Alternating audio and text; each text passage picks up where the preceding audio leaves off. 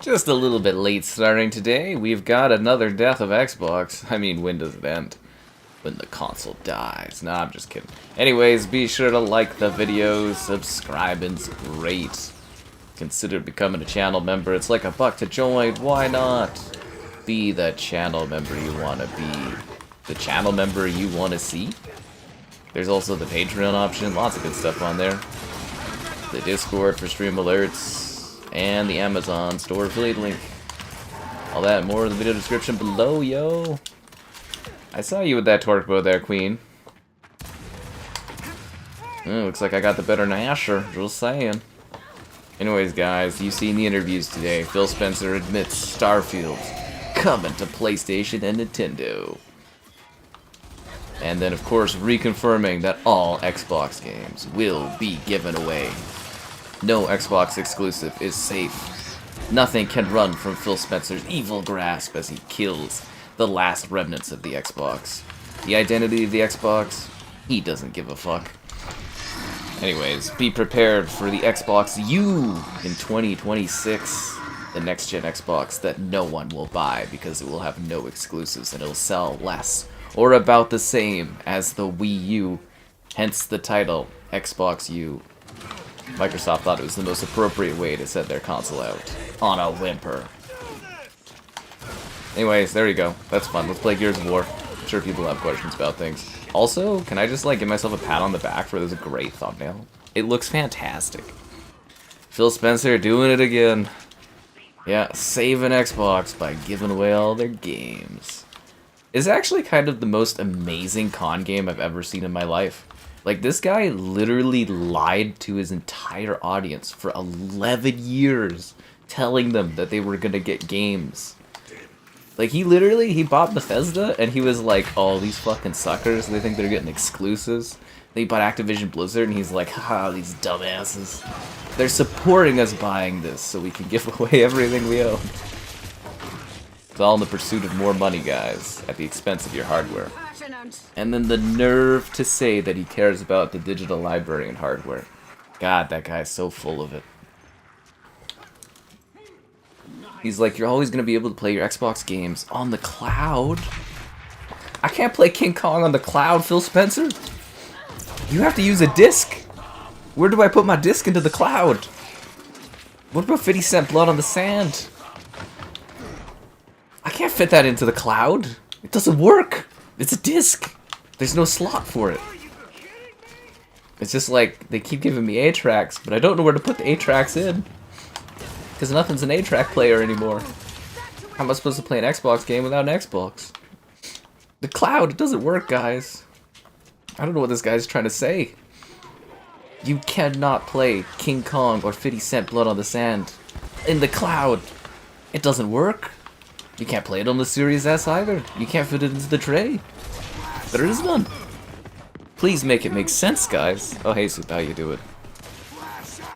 More money for Microsoft. I mean, if you're like a Microsoft investor, I guess it's good for you. I suppose my mutuals will be going up slightly, but at what cost? Yeah, man, it's all coming to PlayStation. It's actually going to be a great year for me. This could be my best year by far ever on the channel, because I'm going to be like milking the hell out of playing Halo on PlayStation, on Nintendo Switch 2. Then we're going to have freaking Starfield on PS5 this year. We're going to have like Age of Empires on PS5 this year. We're going to have Forza. We're going to have Gears of War. Well, that's just an excessive execution is what that is. That's what Phil Spencer did to Xbox. You can see it right here, guys. This is Phil Spencer, and that's Xbox as the console hardware there. Stomp, stomp, stomp, stomp. Yeah, Halo to PlayStation. It really is a dream come true, you know. I'm glad so many people were waiting 20 years to play Halo instead of just buying an Xbox or something. The wait was worth it, patient gamers. The wait was worth it. Do you think PlayStation, the controller, is going to feel better to play Halo than it does on Xbox because they have a better controller? It's going to be really cool seeing Master Chief hang out with Spider-Man, which is something you can't do on Xbox. Unless you play the Amazing Spider-Man 2 game. But you can't buy it, you need a disc, and the disc doesn't work in the cloud.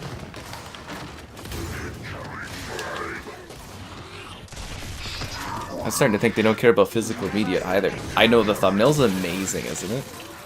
It really genuinely is top tier. I threw it together in like a minute and a half because I'm really late today. Because I was watching, what is that terrible show called? Night Watch? Night Agent? Night Attack? Are they Night Action? I honestly can't remember the show. The Night Agent? It's pretty... The second season's just, it's not great. That Rose is kind of annoying, but like, it's a train wreck I can't stop watching. So that's why we're so late today, guys. I'm sorry. Day 1 PC releases too. I told you, Veilander, it's probably going to happen within a year or two. And I said that last year. So I think, yeah, I'm right on pace. I think it'll be PlayStation Day 1 games. 2026 probably will be when that'll happen. Probably 2027. But they're still not coming to Xbox because there's no money in that. You don't give away your exclusives. Even if you have your games on PC. Obviously, the PC market isn't impacting consoles that much. I think it did hurt Xbox's sales. Like, I think people, when they started seeing Xbox One games go to PC, it did start the decline. But yeah, I just definitely, like, PlayStation, I don't think they're going to be impacted by the PC stuff at all. And if they are, it's going to be, like, a negligible amount of, like, maybe 5 million or less users being like, oh, I'm not going to buy another PlayStation. But I think they've got a dedicated audience. I think Nintendo does too. It's just Xbox sold their audience out, so that's the only issue. Because seriously, you look at consoles, you look at PlayStation 6, and you look at a next-gen Xbox, you're basically like saying you like less games. You want less. You're basically telling Microsoft it's okay to give you less and provide less to you for your value.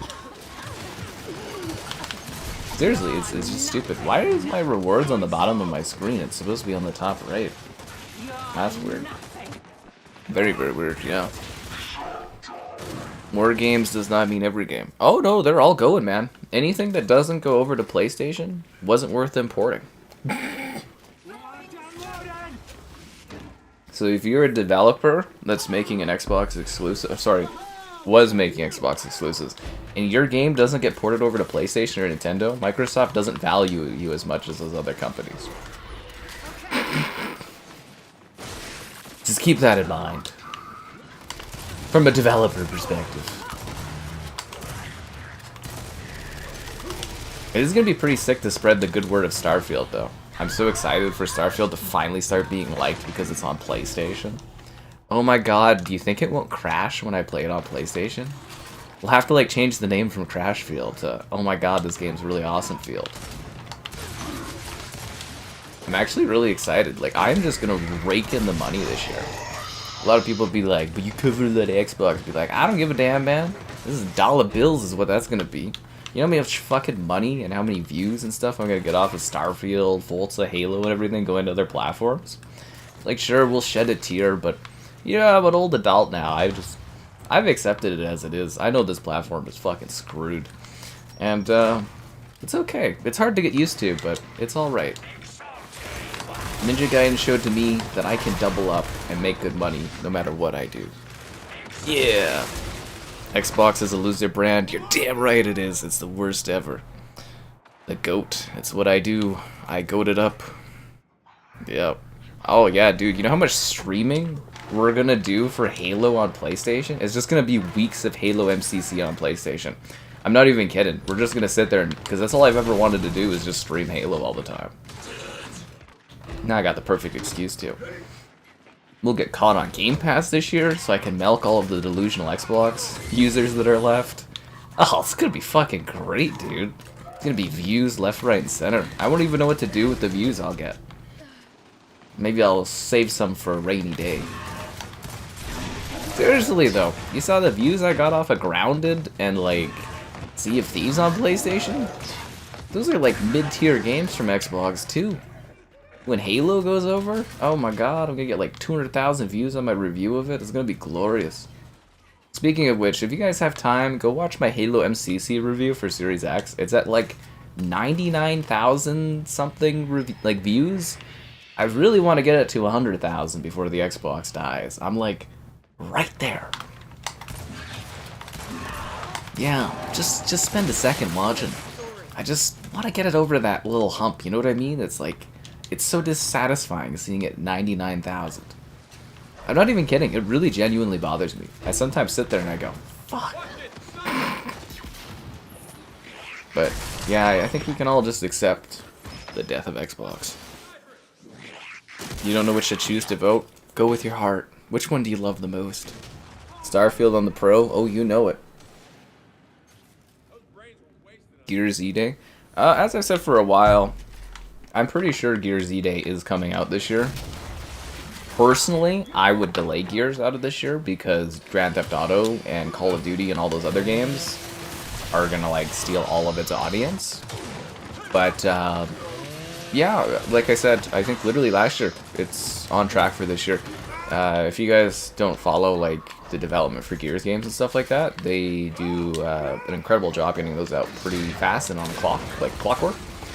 The only difference for why Gears didn't come sooner is because the studio was working on, they were trying to get a new game off the ground and it didn't pan out. Yeah. The Last of Us Part 3? I wouldn't count on that super soon. I mean, Naughty Dog is pretty busy with Intergalactic or whatever that meh-looking game was. Yeah, no, I wouldn't expect The Last of Us Part 3 anytime soon. But I'm sure they'll work on it because, you know, they got the show coming out and the show continues to come out in a lot more seasons and stuff. It's continuing to grow in popularity, the IP. So I would assume they'd want to get it out the door sooner than later. But yeah, I wouldn't assume a Last of Us Part 3 till like 28 at the earliest if you're lucky. Maybe probably 29 or 30, honestly. What's going on? Oh, 0. Oh yeah, E-Day, yeah, should be great. I kind of wish they would have finished off Gears 6, but it makes a lot more sense to get the PlayStation users onto Gears of War by doing a prequel, right? Publisher? Oh no, it's the consoles, man. As far as I care, it's the consoles. I mean, they're already a third-party publisher. They published Ninja Gaiden. Yeah. I think the funniest thing is, like, a year ago, so many Xbox fans were, like, mad at me. When I was like, guys, it's not just gonna be 4 games. Everyone was like, he said 4 games, he said Indiana Jones wasn't going, he said Starfield wasn't going, and now a year later, I am vindicated. I was correct. It's like I know this industry or something like that. Who'd have guessed? Yeah. It's not just 4 games. It's those 4 games plus The Outer Worlds 2, Starfield, Gears, Forza, Halo, Fable, Age of Empires, Age of Mythology. Although I was expecting Age of Empires 2 to come to PlayStation this month, so I'm a little surprised that one wasn't. I wonder if it got delayed or something. A little bit weird. Yeah, Starfield's going, man. Intergalactic? I love that. That's great, Vaylander. Thank you. What do you choose? You choose with your heart. A new Bulletstorm game. I don't think so. I don't believe it was a huge success. Xbox is publishing a game from People Can Fly, so it will be something, but I don't think it'll be that. Yeah. Well, I think realistically, how am I doing? I'm doing good, but like I said, a little late on my streaming tonight, so my apologies on that one. I'll try to be more timely. Like I said, I was watching that TV show that I can't really remember the name of it. Oh, the twists and turns, guys, and the unnecessary flashbacks to develop characters from decades ago. It's logical, really, isn't it? Yeah. Day and date on PC? Oh, we just talked about that. Yeah, PlayStation should be 2026. There'll be day and date for PC stuff. I've been saying that for a while. The need to buy a console will lessen, but I've been saying for a long time, like, consoles, the market is dying. It's still a valuable market to PlayStation and Nintendo. It's no longer one to Microsoft. That's why they're trying to pull the plug on all their hardware. But like, there's still money in it. It's still valuable, but it is a market that is shrinking. Every generation it's getting tinier. It peaked with the PS2, and I don't think it's going to grow unless a big shift happens. But there's still a dedicated group of people that like consoles, you know, it's easy, you plug it in, you play it. And there's still going to be at least a couple more gens. I would imagine we'll probably get a PS7, and Nintendo will be the last one in the industry doing that kind of like console stuff. And Honestly, it's not worth thinking that far down the line, but like if you like Xbox, be fully prepared for the 2026 Xbox to be the last piece of hardware they ever put out. I'm very serious about that. That will be the last hardware they ever do.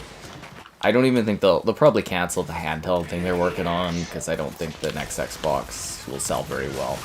I'm dubbing it the Xbox U, because that's about how many sales I think it's going to get. It's going to be a flop. You know when you watch a movie in the theater and you'd be like, oh, I like that movie, and then you look at the box office being like, wow, that thing bombed nuclear-like. In terms of nobody going to watch it, that's going to be Xbox console sales next gen.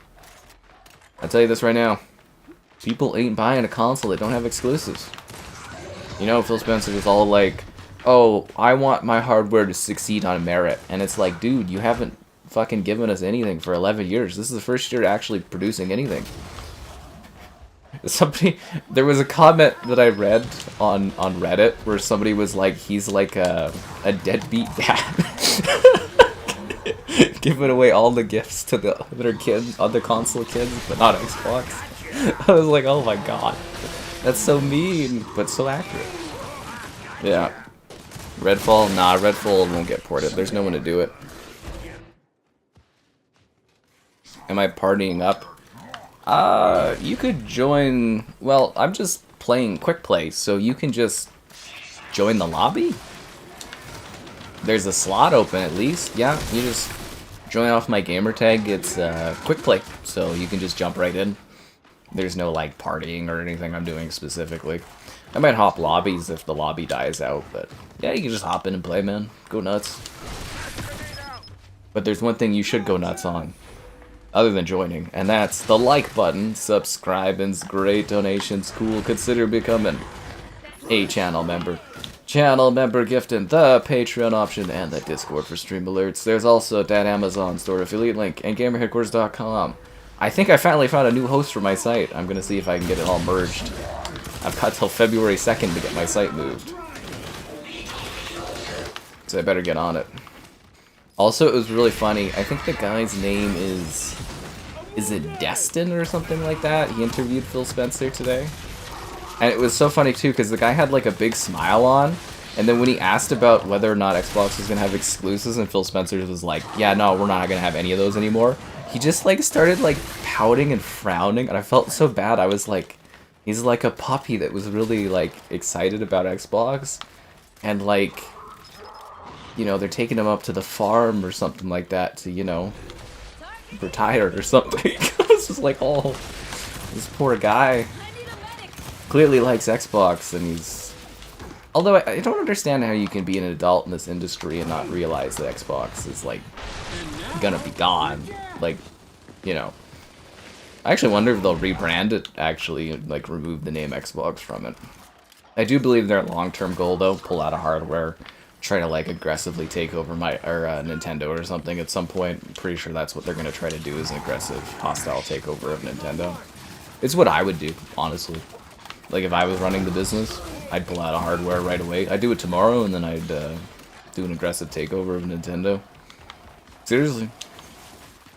No antitrust issues if you don't got any consoles or anything, right? What am I drinking? Suppression is what that is. Age of Empires 2. Yeah, so from what I understand, Age of Empires 2 and Age of Mythology are coming to PlayStation. I was under the impression Age of Empires 2 was supposed to come, like, in January? But, I don't know what's going on there. But yeah, Age of Empires 2 and Mythology should be coming to PlayStation this year. God, Age of Empires 2 on, like, the Nintendo Switch 2 would be sick. Because then you could, like, play Age of Empires 2 on the go. But I have nowhere to go ever, so I would never do that. But it would be cool. Do I like coffee? I don't drink coffee. Xbox would ruin Nintendo? Oh, probably, man. Phil Spencer kills everything he gets his hands on, man. That's his thing.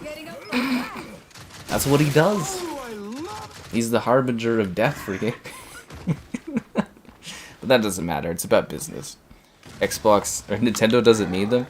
Well, Nintendo is a publicly traded company, so they theoretically, like, again, what a hostile takeover is they wouldn't have a choice. You know, they would just get they'd get bought out, right? So like they would just buy them. And there's like there are other little things too, but I don't think Nintendo is protected by the Japanese government, like as far as like an essential company. And yeah, they're publicly traded. You could, if you have the money, you could provide them with a sale price that they couldn't resist, and then the shareholders would vote to, like, they could just buy Nintendo. But you'd have to do it through like a hostile takeover, basically, like I said. Phil Spencer alluded to that in his emails prior, where he said that they are getting people that are favorable to Microsoft buying up Nintendo stocks, and eventually they'll just push them to sell. That's like the long-term goal.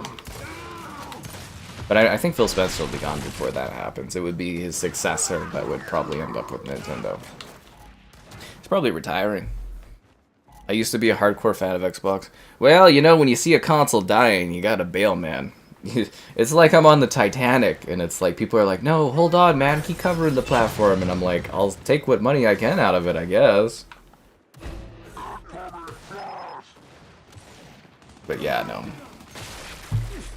AOT was so good, it really is. My favorite console to game on? Currently, it's the Pro. I didn't realize how good the PlayStation console was until I really started like putting time into it. It downloads faster, it runs quicker, the games look better on the PS5 Pro, the controller's way better. The only thing I would complain about is the battery life of the controller. But other than that, man, like, it's actually like a way better console. It doesn't load slowly. I don't have crashes as much. I can have larger amounts of storage on it. Yeah, it's just kind of a better console. I have Xbox games on there and PlayStation exclusives.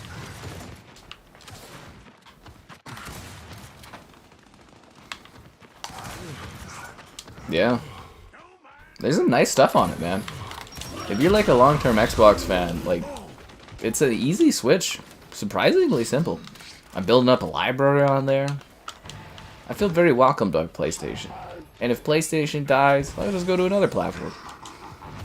I'm sure at the end of my days I'll end up on PC, but it's about the ride, you know? The ride and the journey, not the destination.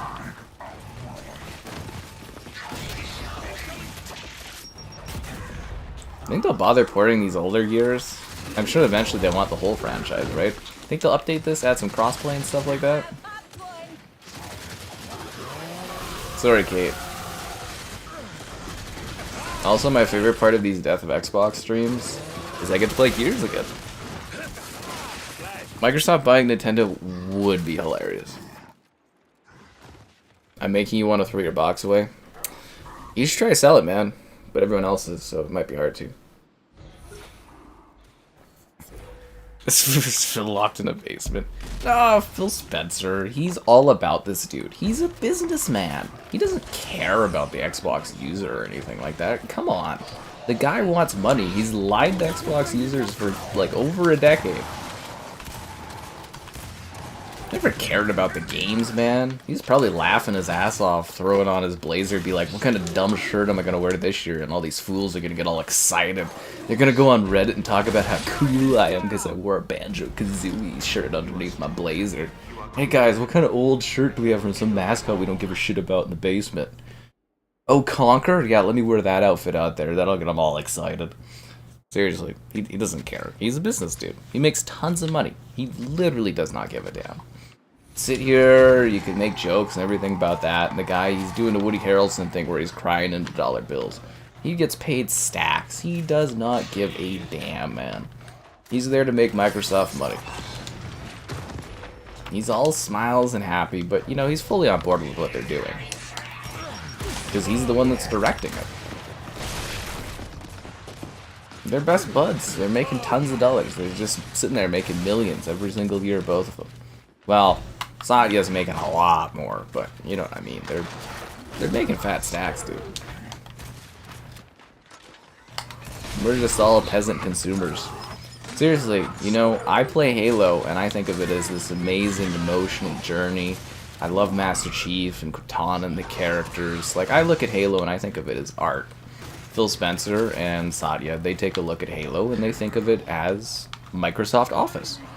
It's just a piece of software that they own that they can make money off of.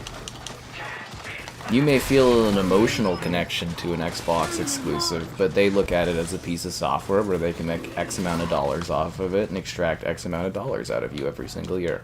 That's all they care about. It's money. That's capitalism.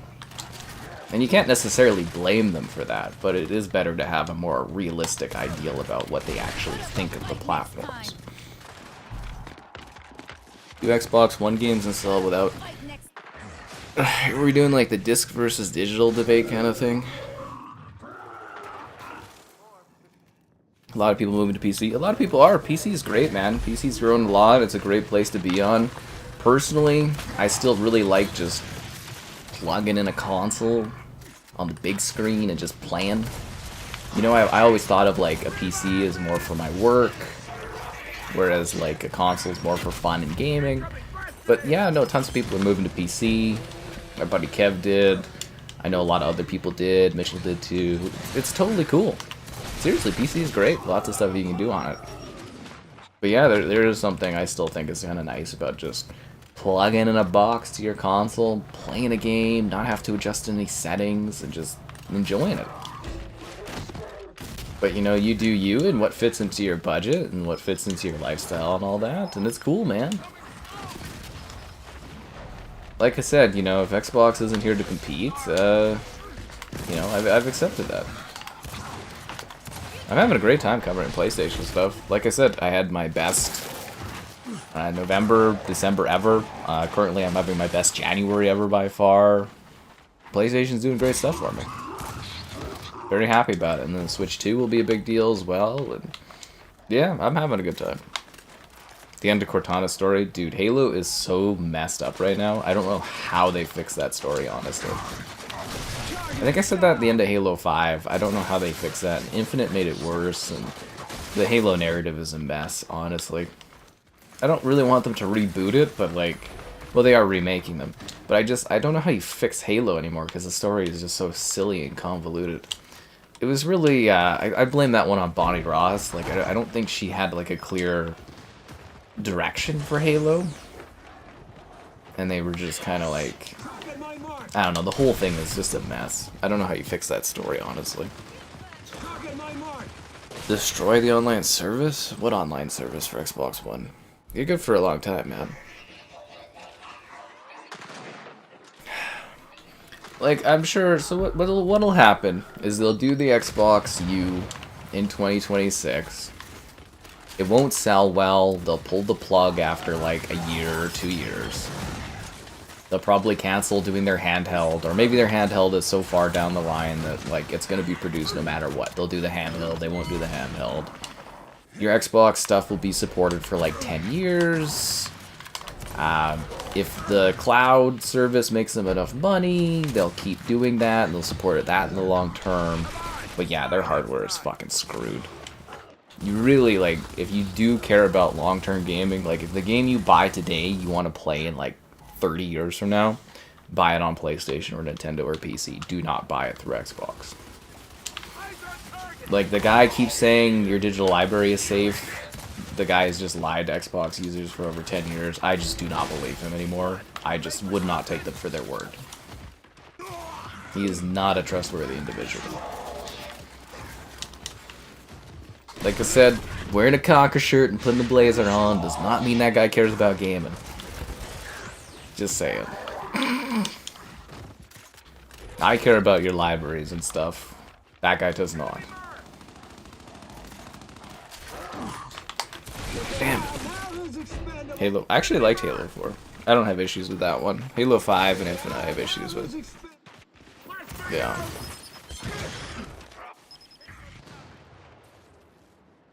PC gaming a pain with older games? Well, at least PC plays like everything.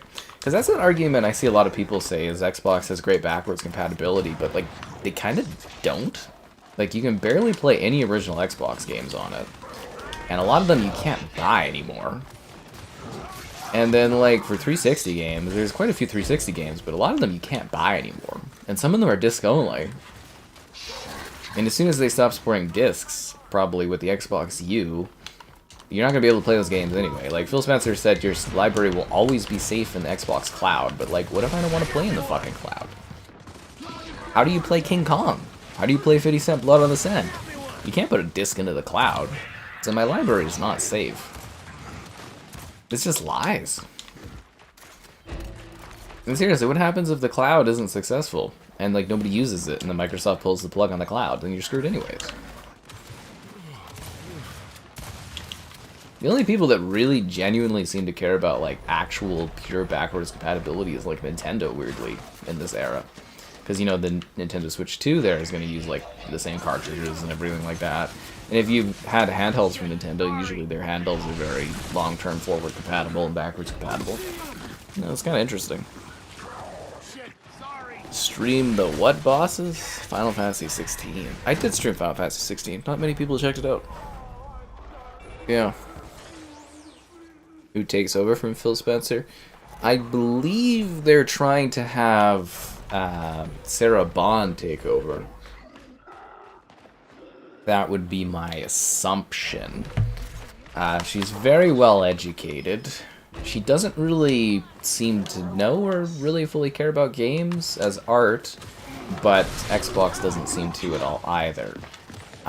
I would say logically Sarah Bond, to me, would be the one that would take over for Xbox. Yeah.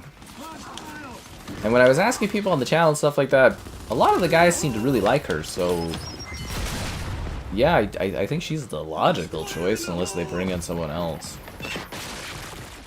I don't know, man. They could bring in, like, some other person from some other company if they really wanted to. I'm sure he'll retire when he's ready to, it'll probably be the next few years or so. Probably see that next Xbox out the door and then call it quits. Yeah, he's getting a lot older. It happens. People get older. I get older. You guys get older. That's not knocking the dude. It's just aging, right? You'll get a PS5 Pro Doom Eternal Edition. I heard it was only 12 inches of Doom. After Venom, I can't settle for less than 19 inches. Venom upped my inch capacity, and, you know, it's 19 or nothing. I'm sorry. I need at least 19 inches of Doom before I'm into that kind of a thing. Don't settle for less Doom, guys. All of you out there can take 19 inches, and you should expect Bethesda to give that to you.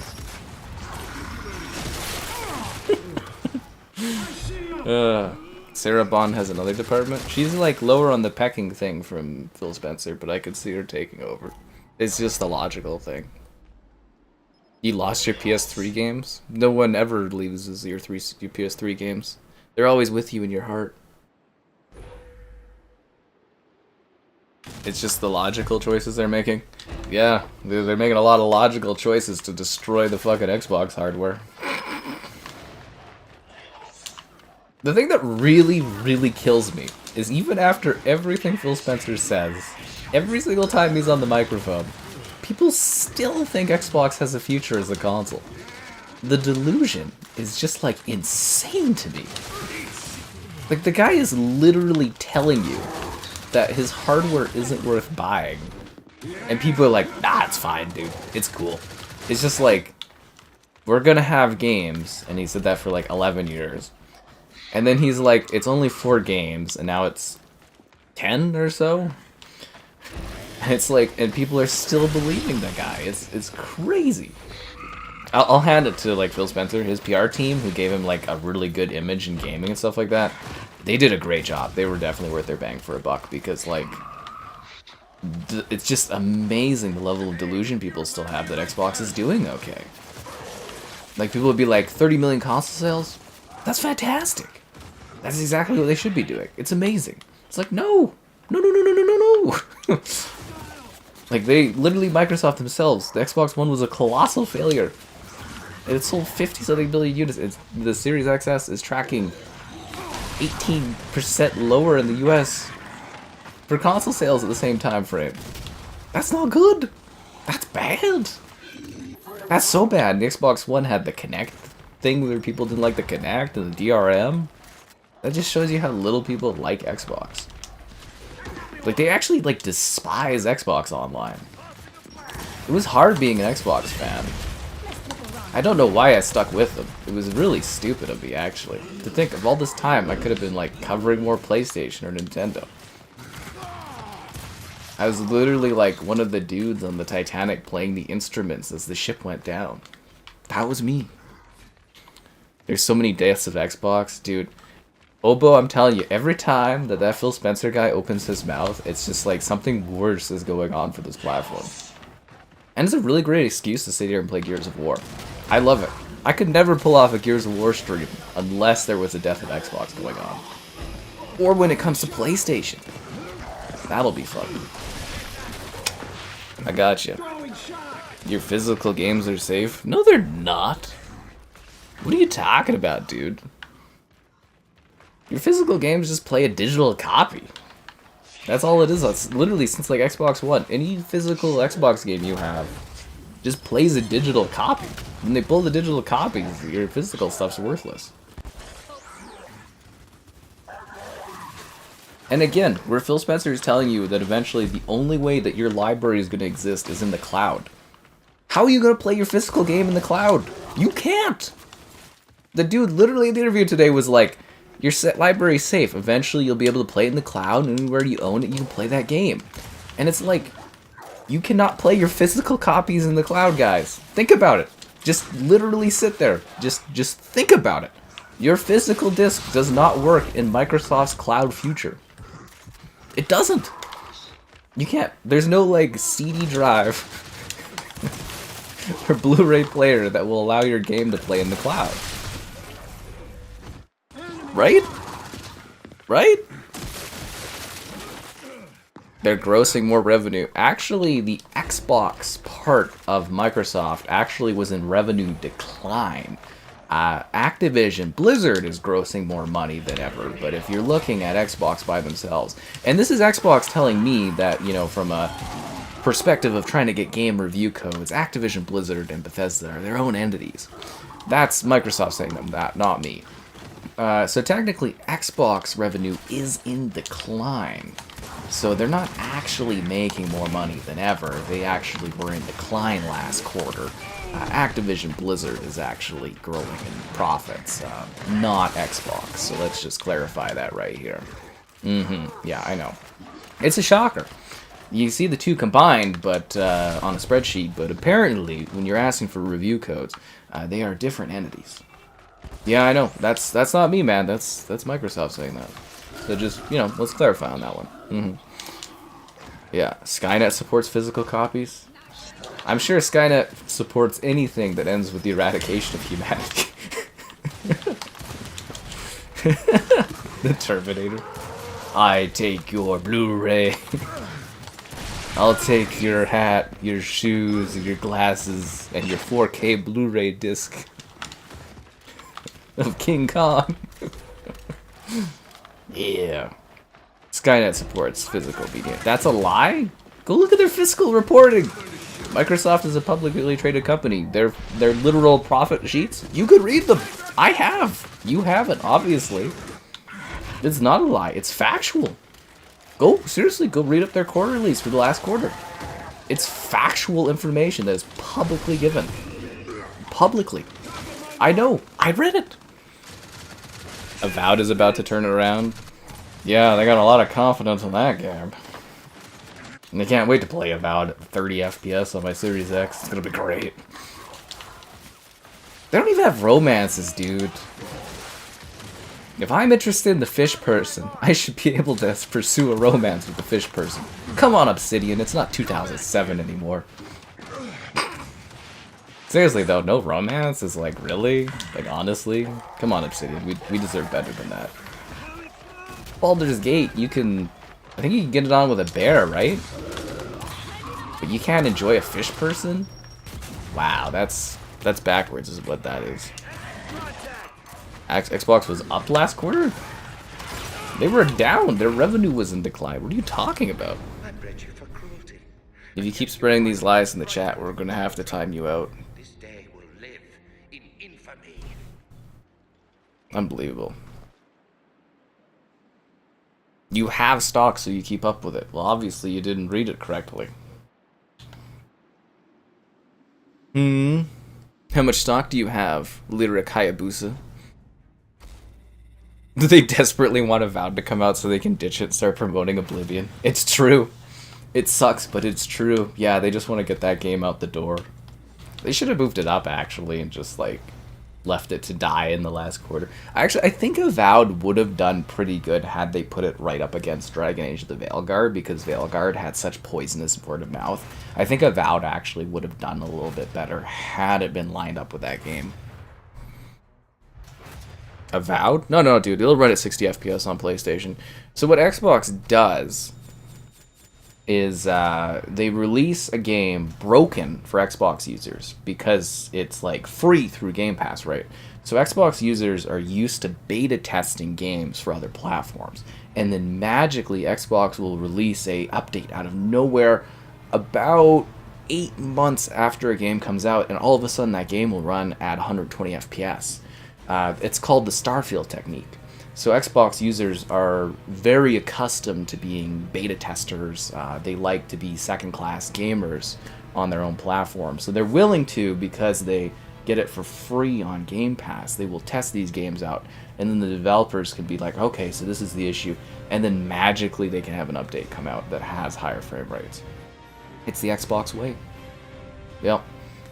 I mean, that totally didn't happen with Starfield, right? They didn't magically have a 120 FPS mode 8 months after that game came out, after they said it couldn't be done. Nope, that didn't happen. Nope, that would never be a thing.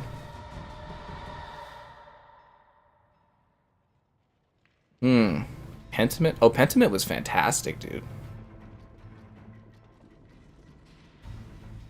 No, let's see this link here where Xbox revenue was up. And do not include Activision Blizzard, because that was not the case.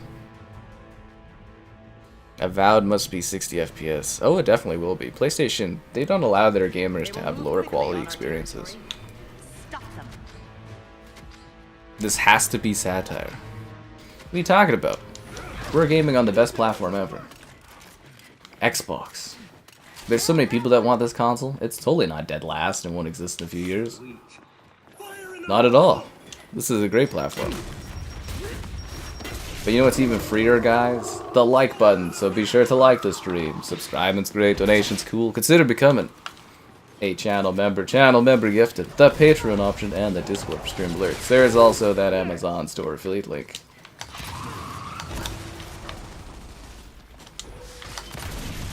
I mean, you guys can provide links in the chat. I'm happy to see the revenue line there. Xbox revenue was in decline last quarter. And you can include Activision Blizzard because Microsoft doesn't.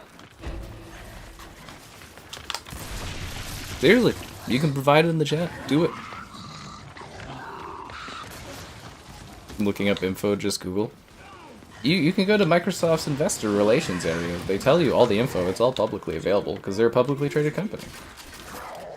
And you can see that the Xbox revenue was in decline, and their hardware was in bad decline. Bad decline, man. Although I saw someone had a source where they were at 32 million consoles. From what I understood last time they updated, it was like 31 million consoles after December. So I am curious if they actually had a better December than what was reported. We'll have to wait till the fiscal year ends here in the end of January-ish. Yeah. Where are the PS5 games? Oh, they don't need to release PlayStation 5 games. Xbox is doing that.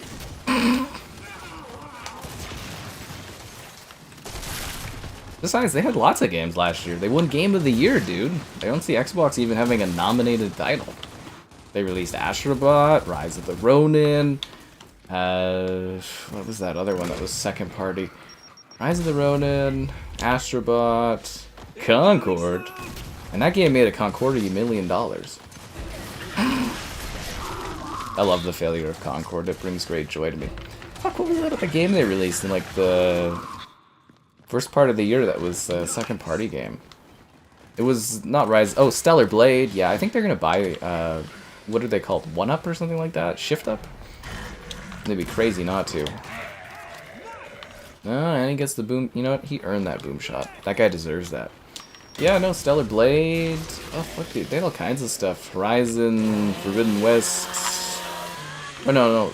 Horizon Zero Dawn Remake. Slash Remaster, that was on the too. They had all kinds of games last year. Yeah. I never get that idea where people are like, PlayStation doesn't have games, because even if they don't have first-party releases coming out, they'll do a remaster, or they'll have a second-party release. Like, they do it all the time. Xbox will be nominated this year. Could you imagine if all their stuff is duds? God, that'd be funny. Actually, what do you think is going to get nominated for Game of the Year from Xbox? Like, Doom? Okay, I don't think Avowed has what it takes. But I don't know, I haven't seen it yet. Like, Xbox, this is probably going to be their best year ever. Which is a shame because they're giving it all away. But, yeah. Maybe, like, Gears? But I don't think a Gears game has been a Game of the Year nominee for, like, what, since 360 era? I don't know, just like, when I think of Xbox, I don't really think of, like, critically acclaimed games. I think of, like, pretty meh, broken, poor launch titles that are, like, 6 or 7 out of 10s. Like, I love Starfield, but barely anyone agrees with me on that one. Yeah. It's a serious problem. They need to shake that perception. Make sure you have a worthy TV. Yeah, good old OLED, right? Don't be a Lincoln, be a Lycan. Haha, this guy knows what's up. Gears is... I'm pretty sure Gears is coming out this year. Indiana Jones. Well, Indiana Jones was last year. I guess from the Game Awards, it's cut off, right? But I don't think Indiana Jones is going to be really remembered by next year. So if you look at the Oscars, typically when it comes to awards, they only remember movies that came out like in the last little bit of the year. So it kind of works like that for gaming too. And I think a lot of people that are doing the award selection, they will think of Indiana Jones as a 2024 game, and they probably won't keep up with it in the conversation of like Game of the Year for 2025. Yeah. Seriously, I'm thinking that's gonna happen, if that is the case. But even then, it's gonna get overshadowed by Grand Theft Auto and like a dozen other games coming out this year. And it's no knock on Indiana Jones. It's just they should have released it like a week or two earlier so that it could have actually qualified as a Game of the Year for 2024. I think that would have been a lot smarter. If they wanted the acclaim, right? Yeah. If they wanted the acclaim. Gears isn't coming out this year? I mean, we just talked about Gears of War. It's still on track for this year. Personally, I would delay it till next year, but yeah, it's on track for 2025, man. Been saying that for quite a while since it was like announced.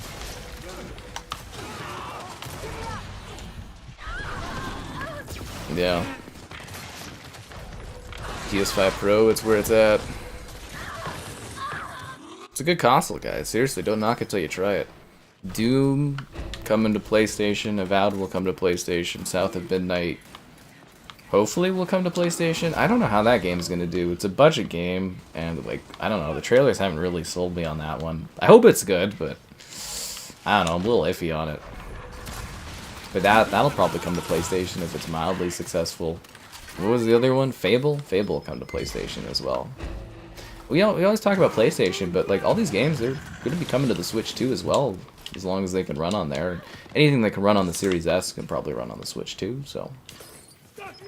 Yeah, you're good to go. Seriously, if you buy any other console other than an Xbox, you get all the games. As I said, you're basically like opening yourself up to having less by playing on Xbox. You basically, when you play on an Xbox console, you're saying, I as a consumer choose less for my dollar. Doesn't make sense. It really doesn't. Sony's holding back.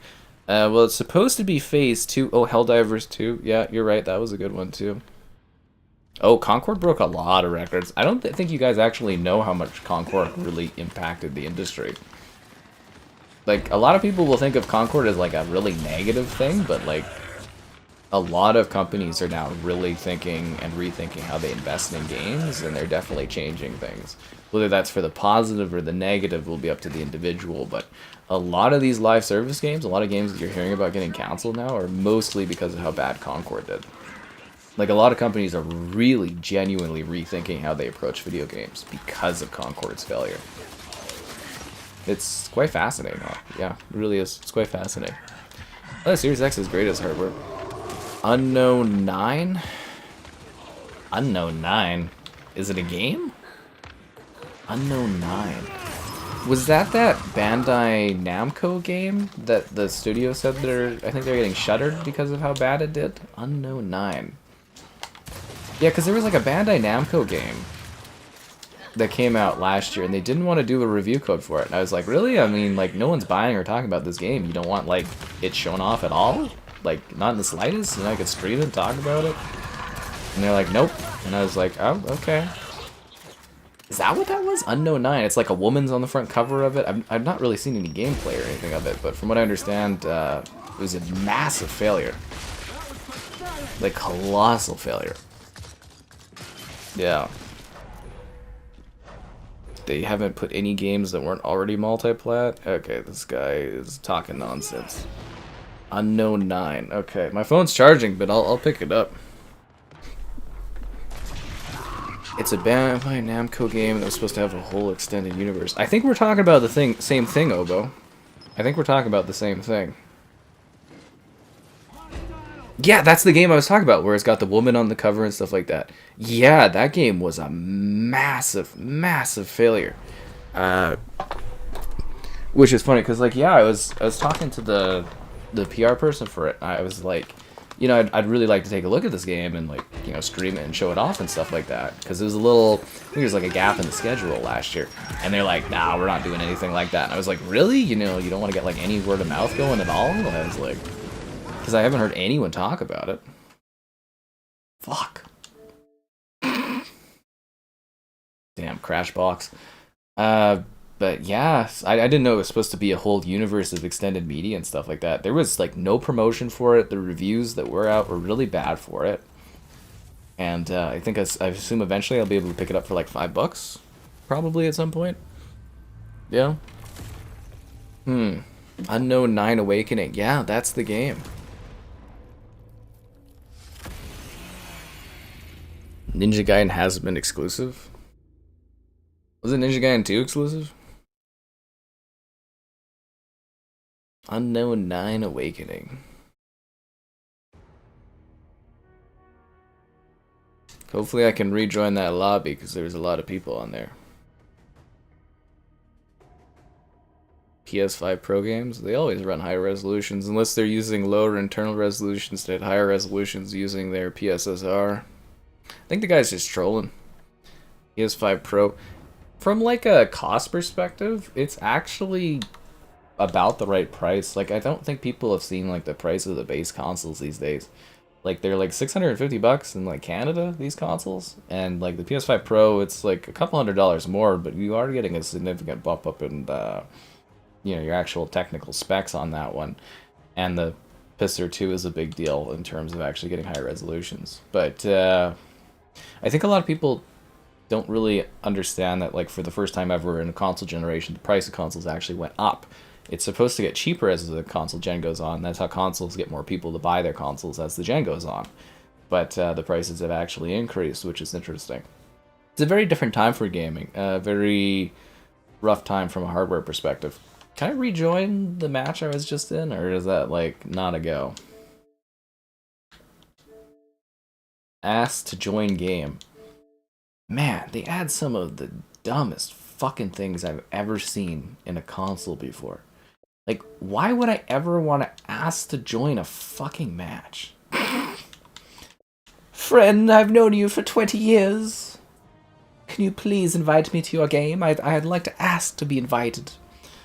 Like, overly polite Microsoft. Can I please join your game? And they'd be like, no, you're not allowed. Stupid. Absolutely stupid. But yeah, no, the Series X as a piece of hardware is great. They just didn't do anything with it. They never, like, pushed companies to actually, like, get the most. Like, their devs, not even, like, first-party devs actually pushed to get the most out of Xbox. Yeah.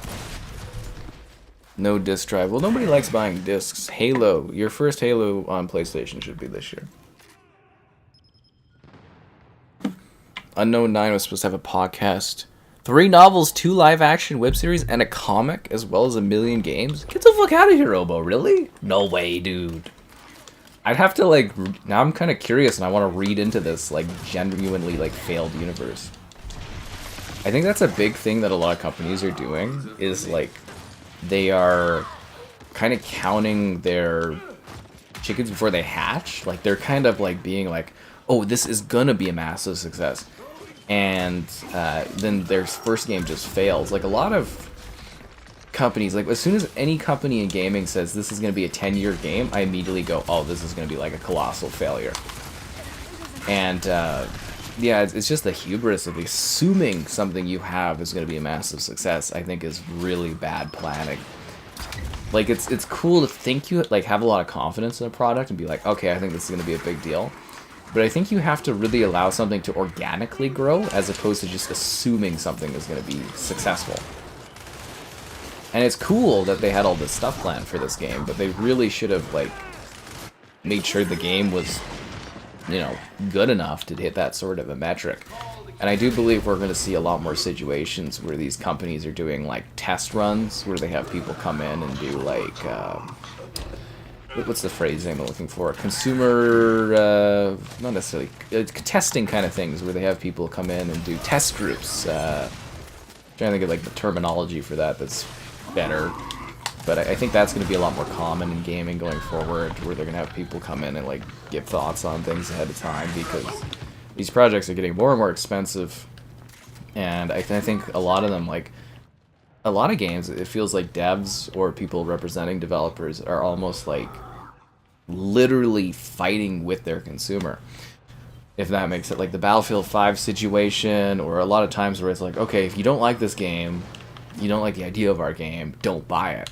And then the developers go, or the publishers go, hey, why didn't anybody buy our game? And you've got like developers literally telling you this game isn't for you if you have like any sort of complaints with it. And I think that's a growing problem, because people will actually vote with their wallets. And that happened with Dragon Age Veilguard too. Like that game was a massive failure. Like EA, I think, is covering up a little bit on it too, because they said like it 50% of expectations. It reached 1.5 million players, but their sales expectations were 3 million. And reaching 1.5 million players is not the same as selling 1.5 million copies. That's not the same.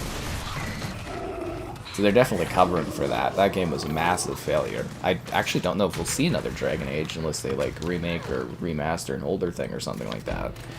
But yeah, I think Dragon Age is going to be dead. I think BioWare probably should be closed. I'm surprised EA is allowing them to lose so much money for them. But I do think this is a growing issue in the industry, is like just literally antagonizing your user base, your fan base, your potential user base, and it's not a smart idea. Yeah. 30 FPS is technical? I don't know, all PlayStation games have like 6 different graphical modes and run at like 60 or 120 FPS. It's only Xbox that seems to run their games at 30 FPS. It's literally an Xbox problem. Yeah.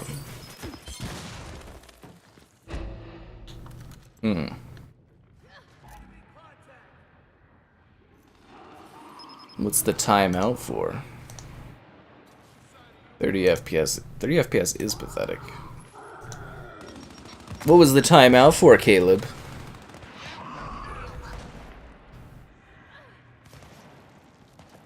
Anyways, kind of an interesting situation.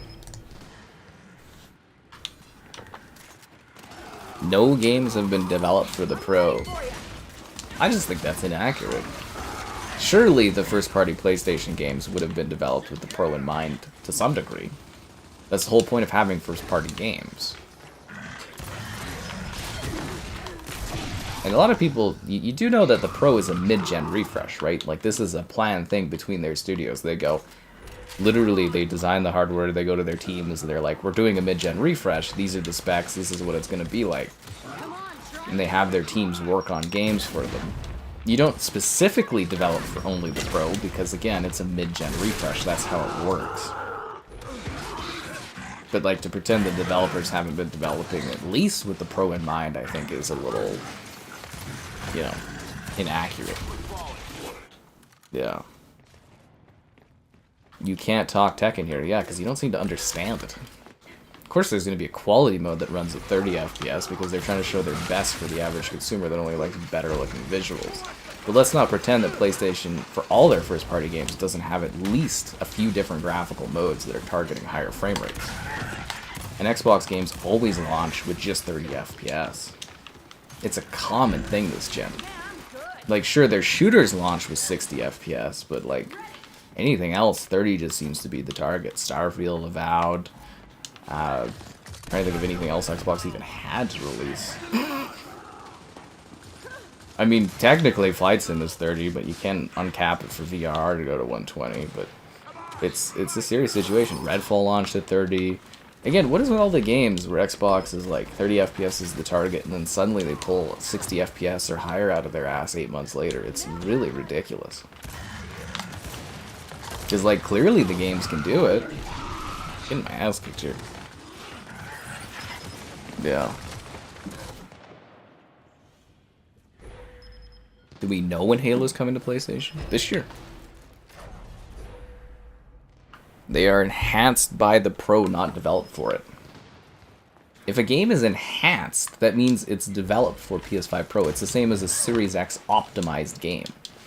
That's like as dumb as being the regular person that pops up in the comments at least once a week still being like, I wouldn't use the word optimized in the title of the video. I'd be like, really? Like, you think I put optimized as in a game is optimized in the title? Like, to mean that it's, like, running well? As opposed to being optimized for Series X?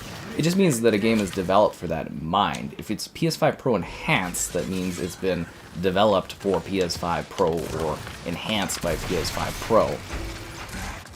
It doesn't mean it was only developed for the PS5 Pro. Your phrasing is just incorrect on it. House MD for PC? A house visual novel. What does that even mean? A house visual novel? Like, is it a romance house visual novel, or is it just like, can you make choices as house in it? I didn't even know there was a house game. The only thing I knew was that you guys are supposed to occasionally sit there and like the stream. Subscribe and's great, donations cool, consider becoming a channel member gifted, the Patreon option, and the Discord for stream alerts. There's also the Amazon store affiliate link, if you're into that kind of a thing.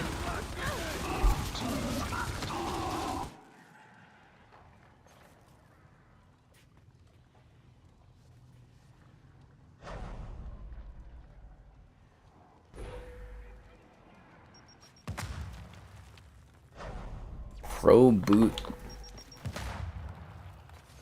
Series X means it's on last gen as well? No, that's not what that means. Series XS means that it's been optimized for Series X. It means nothing other than the fact that it was developed with Series XS in mind.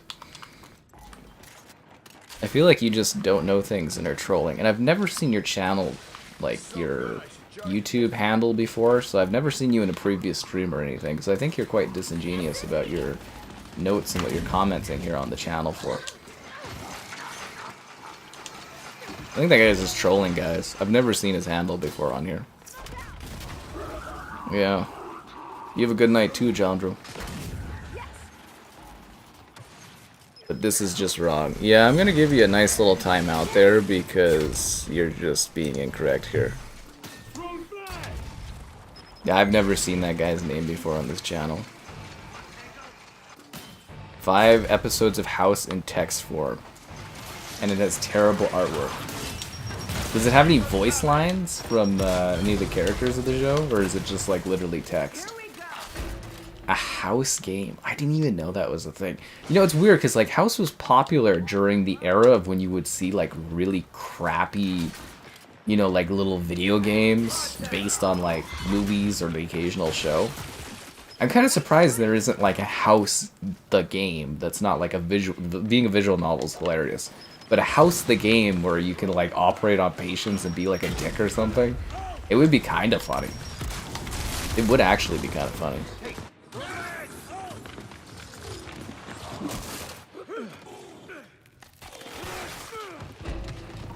Yeah, I do think Caleb was a little on the ball on timing you out there. Sorry about that, but you know. Caleb's just doing his thing too, and that's okay. He does his best for moderation, and I appreciate that. What I don't appreciate is Caleb wanting to play Ninja Gaiden and not play as the ladies. What is your problem with women, Caleb?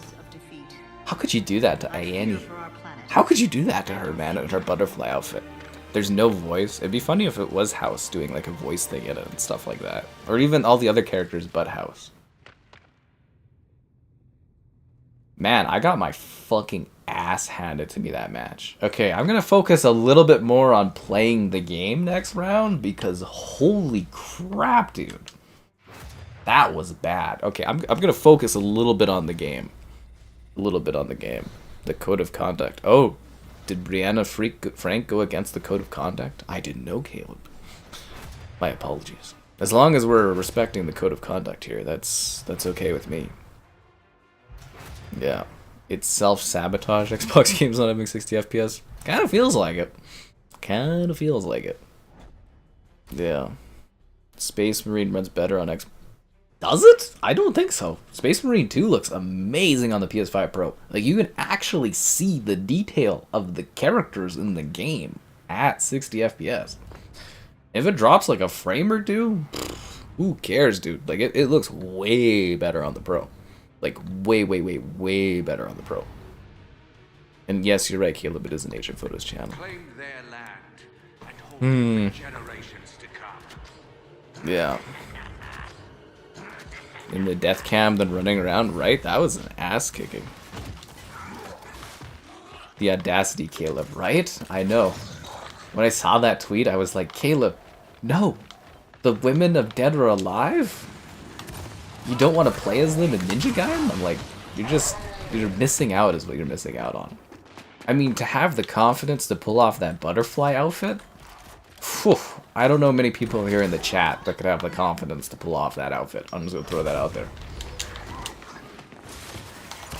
That's all she did was fight. So that good old Rahu Hayabusa could have the dragon heart to infuse with his blade. I'll be honest, I put that blade right away. The staff was just a way better power weapon. Swarm Hunter, no! Oh, sorry, Swarm Elite. Do I have real players on my team? Oh, we do, okay. I'm just like, how did we do so bad last time? I'm too focused on talking to you guys about Xbox dying. Not about kicking ass, and that's the problem. Gears takes a lot of precision, and I can't wait to see PlayStation users try to learn the ropes of this franchise. Gears of War. Better on the PlayStation. I can't wait to play this PS5 Pro Enhanced. Sony decides to ban your account, you lose all your games. I assume that would be the same with any company banning you from anything. You would lose access to stuff. It's just like if you were banned from going to like Walmart or something like that. That's kind of how bans work, man. You lose access to everything. That's banning. Yeah, you can circumvent bans, but then catch it. It's off with your head. Then Asher's bringing it back. It's trauma is what it is. Did I keep my regular PS5? Yeah, I did. I did keep my regular PS5. It's unplugged, sitting there on the floor. I figured I might need it at some point for like comparisons or something. I don't know. You know, my saves and that. I didn't think I'd make anything off of really selling it, so I was like, I'll just keep it. There's not really a point in having it, but like I figured, yeah, it just wouldn't be worth selling it at all. And again, I might need it at some point for something, like some kind of video project or something like that, so it doesn't hurt to have this sitting around. Like, I still have my One X, but that's more because it was the first review console I ever got, so it's more the novelty of, you know, having that sitting there. Yeah, but it's just in this box. You don't have Twitter? Then who am I replying to on Twitter? I thought that was you, Caleb. I don't even have Twitter. Who do I reply to on Twitter then? I thought that was your account. Who is that? I've been sitting there being like, oh, this guy that pops up on Twitter, I kept thinking that was Caleb. Who the hell is that guy then? That's hilarious. I've been sitting there thinking this guy's tweets are Caleb this whole time. That's so fucking funny. Who is that? Sell my Xbox. Why? Why would I sell the Xbox? I make money off of it. I told you guys, I'm gonna milk this thing dry. I still haven't gotten my money out of covering the Xbox buying Activision Blizzard yet. They owe me a COD drop on Game Pass so I can get some dollar bills out of it. Seriously, but like, why would I give up like Series X? There's no point. A, no one wants to buy it. B, it's not worth anything. C, I can milk the Game Pass subscription for games for the next year or two. D, they'll probably send me the next Xbox to cover. I'm not even kidding. They probably will. Like I said, you know, people at Xbox and stuff like that, I could sit here making jokes and that. They don't care. They're there to make money. I'm here to make money. That's just how it works, guys. I don't give a damn. Look at all these Fs I give. You can't because I'm in the game. Make you a mod? That's not how things work around here. Caleb has seniority. Caleb has lots of seniority. Using a shotgun 24/7. What are you talking about? Okay, so this game, they did make the Lancer more powerful, but all the hardcore, like, esports people cried about it, so they, like, weakened the Lancer again. But, like, honestly, the game is based around the shotgun. Same with Halo is based around the battle rifle. You need to learn how to play this game if you want to be successful at it, and learning how to play this game is using the Gnasher. It's your power weapon. It's your primary gun. You can use other guns, and you need to like learn how to use them if you want to be successful. But the first thing you need to learn here is how to actually properly play it, is to learn how the Gnasher works. That's what the game is based around. Why should they change the game based on someone not liking a particular weapon? Seriously, if the audience loves that the Gnasher is the core thing and the Gnasher is the core weapon, you should learn that. Like, there was a guy that I used to play Gears with, and he would cry and complain about the fact that he kept getting killed, and he just ran around with the with the Lancer the whole time, just trying to chainsaw people. And I was like, dude, we've been playing this franchise together 10, 15 years now. You need to learn the Gnasher. Like, it's embarrassing, man. You're getting your ass kicked because you're not using and you're refusing to learn the main weapon of the game. That's the thing. It's like, honestly, you know what Gears is. It's about the Gnasher. You like it or you don't, then Gears isn't for you, and it's okay. But, like, yeah, I don't think they should change the fundamentals of what this franchise is, just based on people complaining about it. Also, Gears would be very weird if it wasn't based around the Gnasher. Like, what would you do? Just sit behind cover shooting at each other? It would be bizarre. $300 at GameStop? I live in Canada, man. You don't get anything here. Make you a mod so you can... You don't give anybody else moderators. Someone else might have your name. I don't know if it's not like he's called Caleb or anything. He's just got like a name, and I just kind of assumed it was like your handle on Twitter. That's hilarious. Like, honestly. Like, it's not Stickmaster Caleb or whatever on Twitter. It's just some name, but I just assumed that was like your Twitter, like, cool handle you went with. Who is that then? Like, seriously. I've just been sitting there for like a couple of years just being like, oh, that's Caleb just tweeting away on things. Because it's funny, because you dipped out for a while, then you came back, and that was the same time that the Twitter handle came back, and I'm like, oh, Caleb's just like back into doing this stuff, and that is actually hilarious. It was just a coincidence. That's actually just genuinely funny. I guess I never asked or anything, but I just kind of assumed. That's so funny. Dead franchise. I think every new Gears entry actually attracts more players than the previous entry. I mean, Gears is never going to be like Call of Duty or anything. And that's okay, as long as it makes enough to justify doing another sequel. I don't care. I don't need Gears to be like COD level or anything. I'm totally fine with Gears being Gears of War. Why do franchises always have to copy other franchises or change what they are? That's what killed Battlefield, was trying to be Call of Duty. Sometimes some games are just what they are, and they have a certain threshold for how many players they're gonna have, and as long as it makes money and is successful enough, that's alright. I'm tweeting at no one, it's all in my head. Well, I don't really tweet, sometimes I just see the message or I'll make a joke about it, but that's so funny.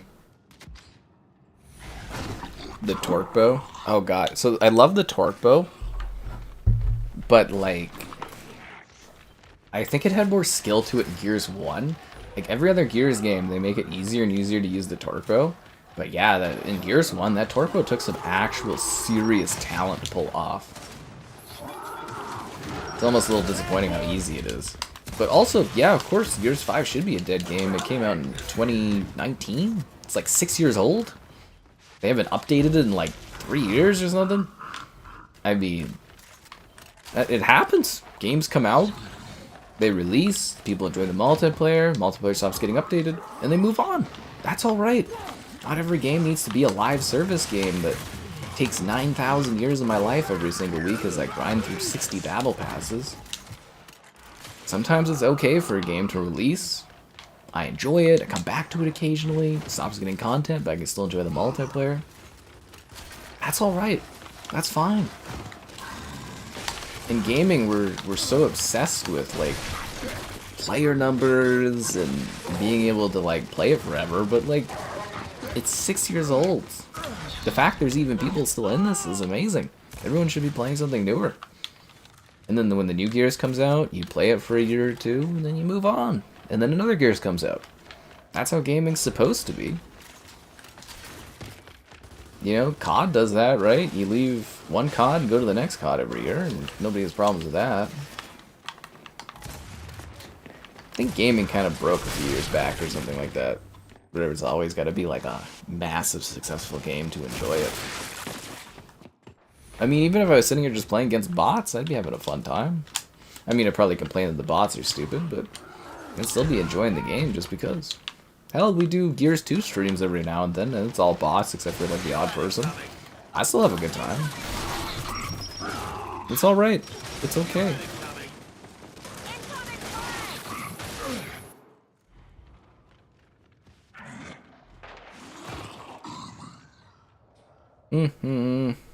Helldivers is doing fine.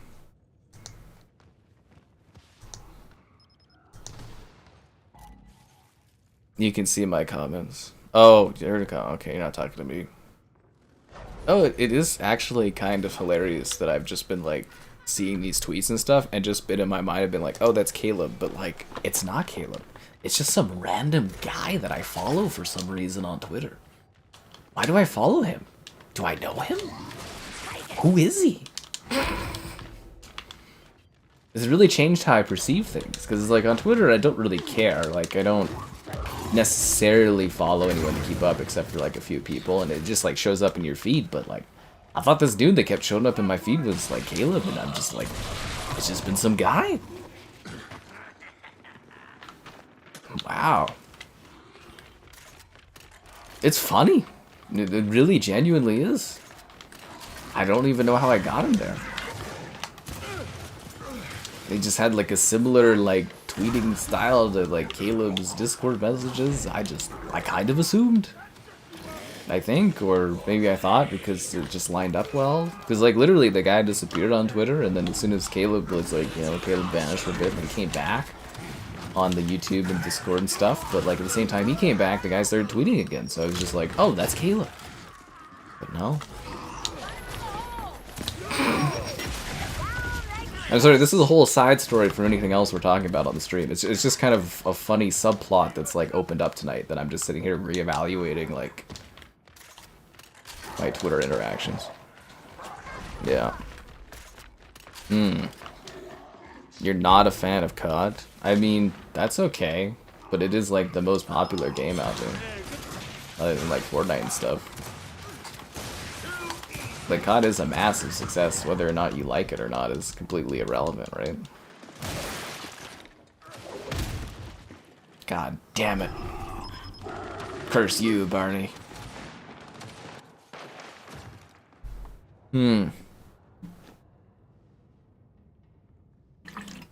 compare Gears and COD. Well, I mean, they are both multiplayer online games. You can make some comparisons here or there, but it's just like the idea of kind of being like the expectation of something that's 6 years old is like still massively played with an ever-growing audience without any sort of updates is a little silly. Right? It's a little silly. But you know what's not silly, guys? Liking the stream. Subscribing's great, donation's cool. Consider becoming a channel member. Channel member gifted. The Patreon option and the Discord for stream alerts. There's also the Amazon store affiliate link for all your Amazon buys. The link in the video description below. And if you're new to the stream, we stream around this time each day. There's always something going on. Not always the death of Xbox, but something. But we do love our death of Xbox nights. They're very fun. We get to play Gears. See, even I realize that I can't pull off a Gears stream unless it's tied to something like the death of Xbox. That's just how it works. Do I have a Minecon 2016 skin pack? Yeah, I think so. I don't know. It's probably rare. COD 2 and 3 good on the 360. COD 3 is like one of my favorite CODs. It was the first one I got when I got into the series, COD 3. So yeah, I always recommend Call of Duty 3. I think the campaign's fantastic. I streamed it last summer. I did the whole COD 3 campaign in a go. It was a lot of fun. I think the story's great. When they hopefully someday add it to Game Pass, I want to do a stream of it. Like, multiplayer would be fun for a few nights. Yeah, it's great. COD 2, really old. If you want to see the origins of how COD plays today, or how COD 4 basically got, like, sort of its foundations, COD 2 is a really good play. The campaign's pretty neat. I wouldn't recommend playing it on Veteran, though, because... Well, I mean, if you want the achievements, you have to, but... Fucking hell, man, that Call of Duty campaign is, it's brutal on Veteran. I streamed it took 3 nights. Yeah, that game is brutally difficult to get through on Veteran. Brutally difficult. Women in games is a joke you run with. I don't know, it's just like, the guy was just like, oh...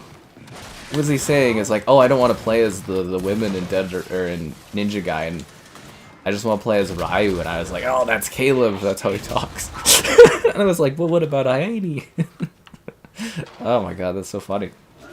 That's hilarious. COD Classic on Series X.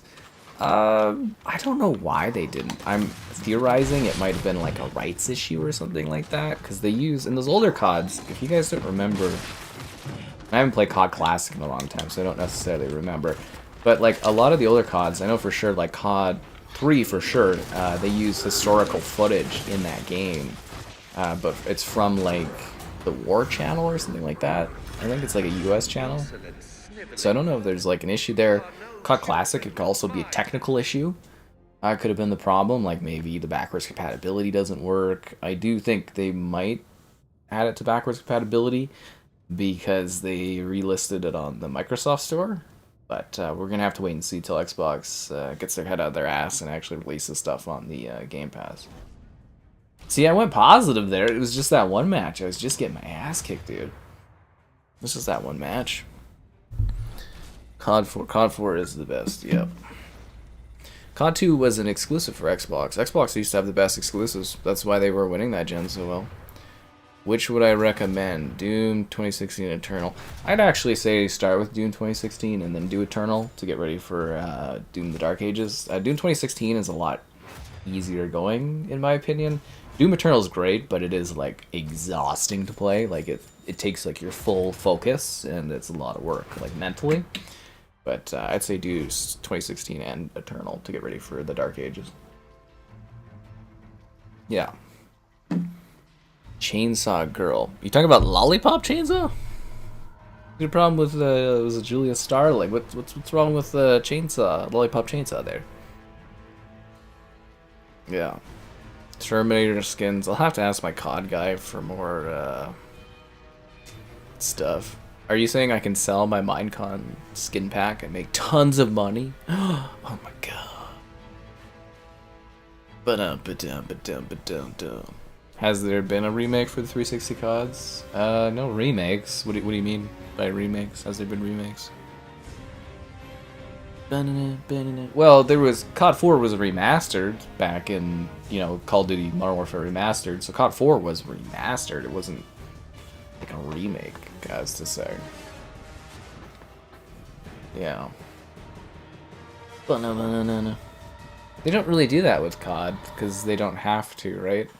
I guess you could theoretically say that Modern Warfare 2 was like... Oh no, Modern Warfare 3 was technically a multiplayer remake of Modern Warfare 2. And then this year's Black Ops 7 is a multiplayer remake of Black Ops 2. So that might count in a roundabout way. But it's not like, you know, it's not like the campaign and stuff's being remade. It's kind of like, you know, other franchises, they don't really do remakes. COD doesn't ever really need to. And I think they've learned doing like the remasters and stuff kind of takes away money from the newer games, so they tend not to want to do that. I was sort of hoping that Xbox would do remasters of older CODs after they bought them, but yeah, I don't think Xbox really cares about changing anything in Activision Blizzard. I think they just like making money off of owning them. So, yeah, I don't think we'll see any changes because I don't think they actually care. Yeah. And kills innocent zombies. Yeah, she's a menace, isn't she? The AC Shadows video. Oh, okay. Well, I hope you enjoyed that video. Yeah, it was really cool. Like I said, I've got a great relationship with Ubisoft and stuff like that, so it was cool to take a look at Shadows early. I played like, I don't know, several hours or so of it. It was a really long session.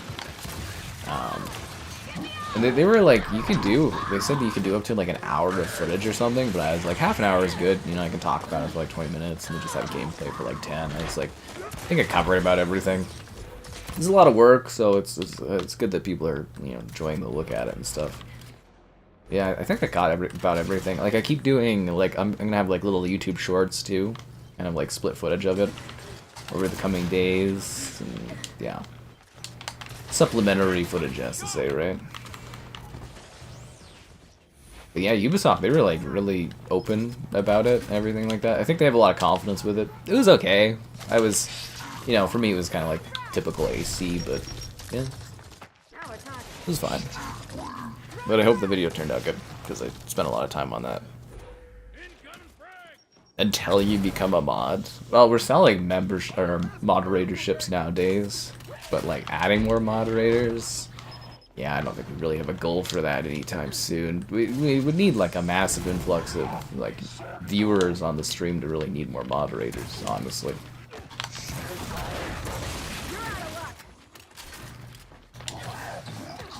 Yeah, we haven't seen that kind of growth for a while. We have plenty of moderators on here. More remastered 360 CUDs. Yeah, well, there was Call of Duty Classic, which was technically remastered, but that's because it wasn't backward. Like, the original...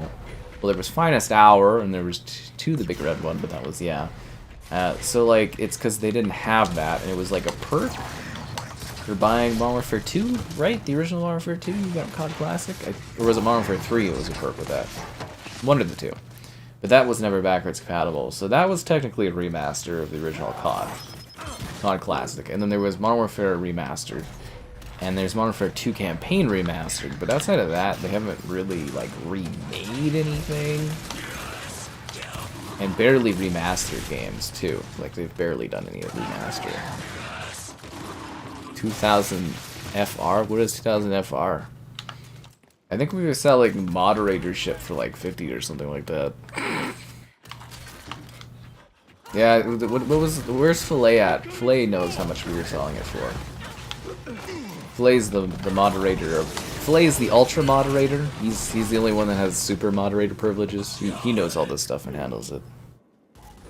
A taste of his own medicine. Moderators can't ban other moderators.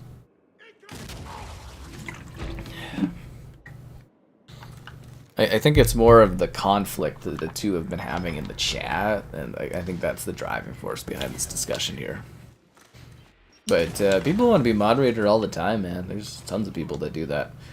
The funniest thing though is when people that I've never seen before in the chat are like wanting to be moderators, like, I don't even know you. Well, we've seen the Brianna there many times, actually. I know that handle.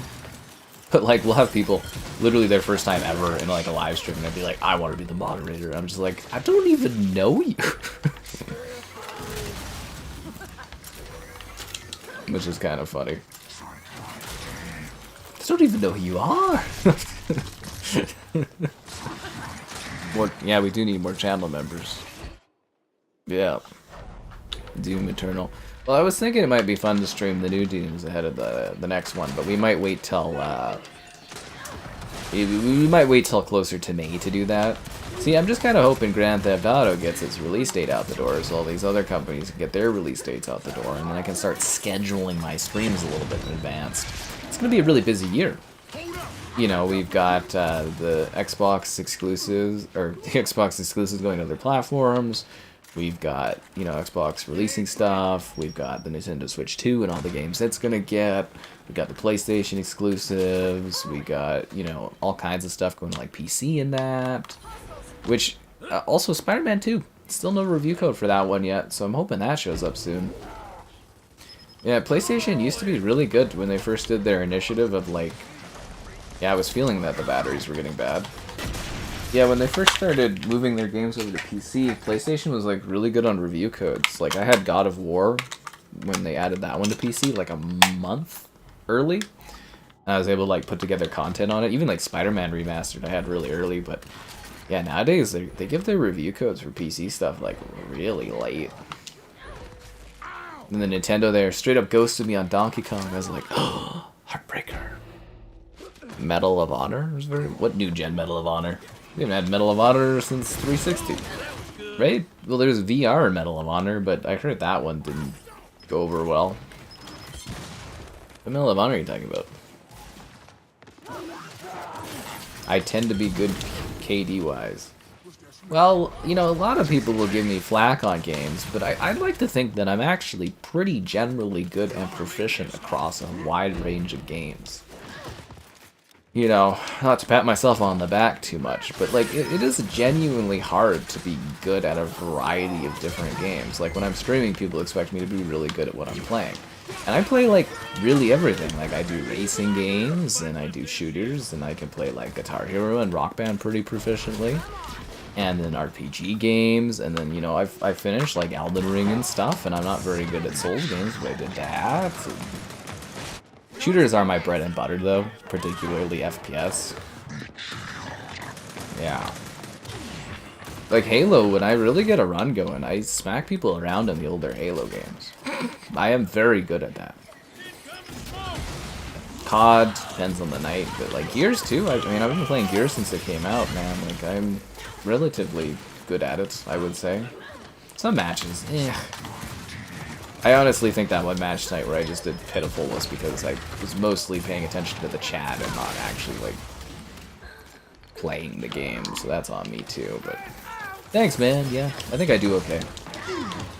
Or I try my best, let's put it that way. So that's what we were joking about on the one stream, or a few streams where I'm like, you know, people are expecting me to be, like, really good at a lot of things, and also, like, know a lot of topical conversations about a lot of stuff, and, like, have sources and citations for everything too. It's a lot of like expectations.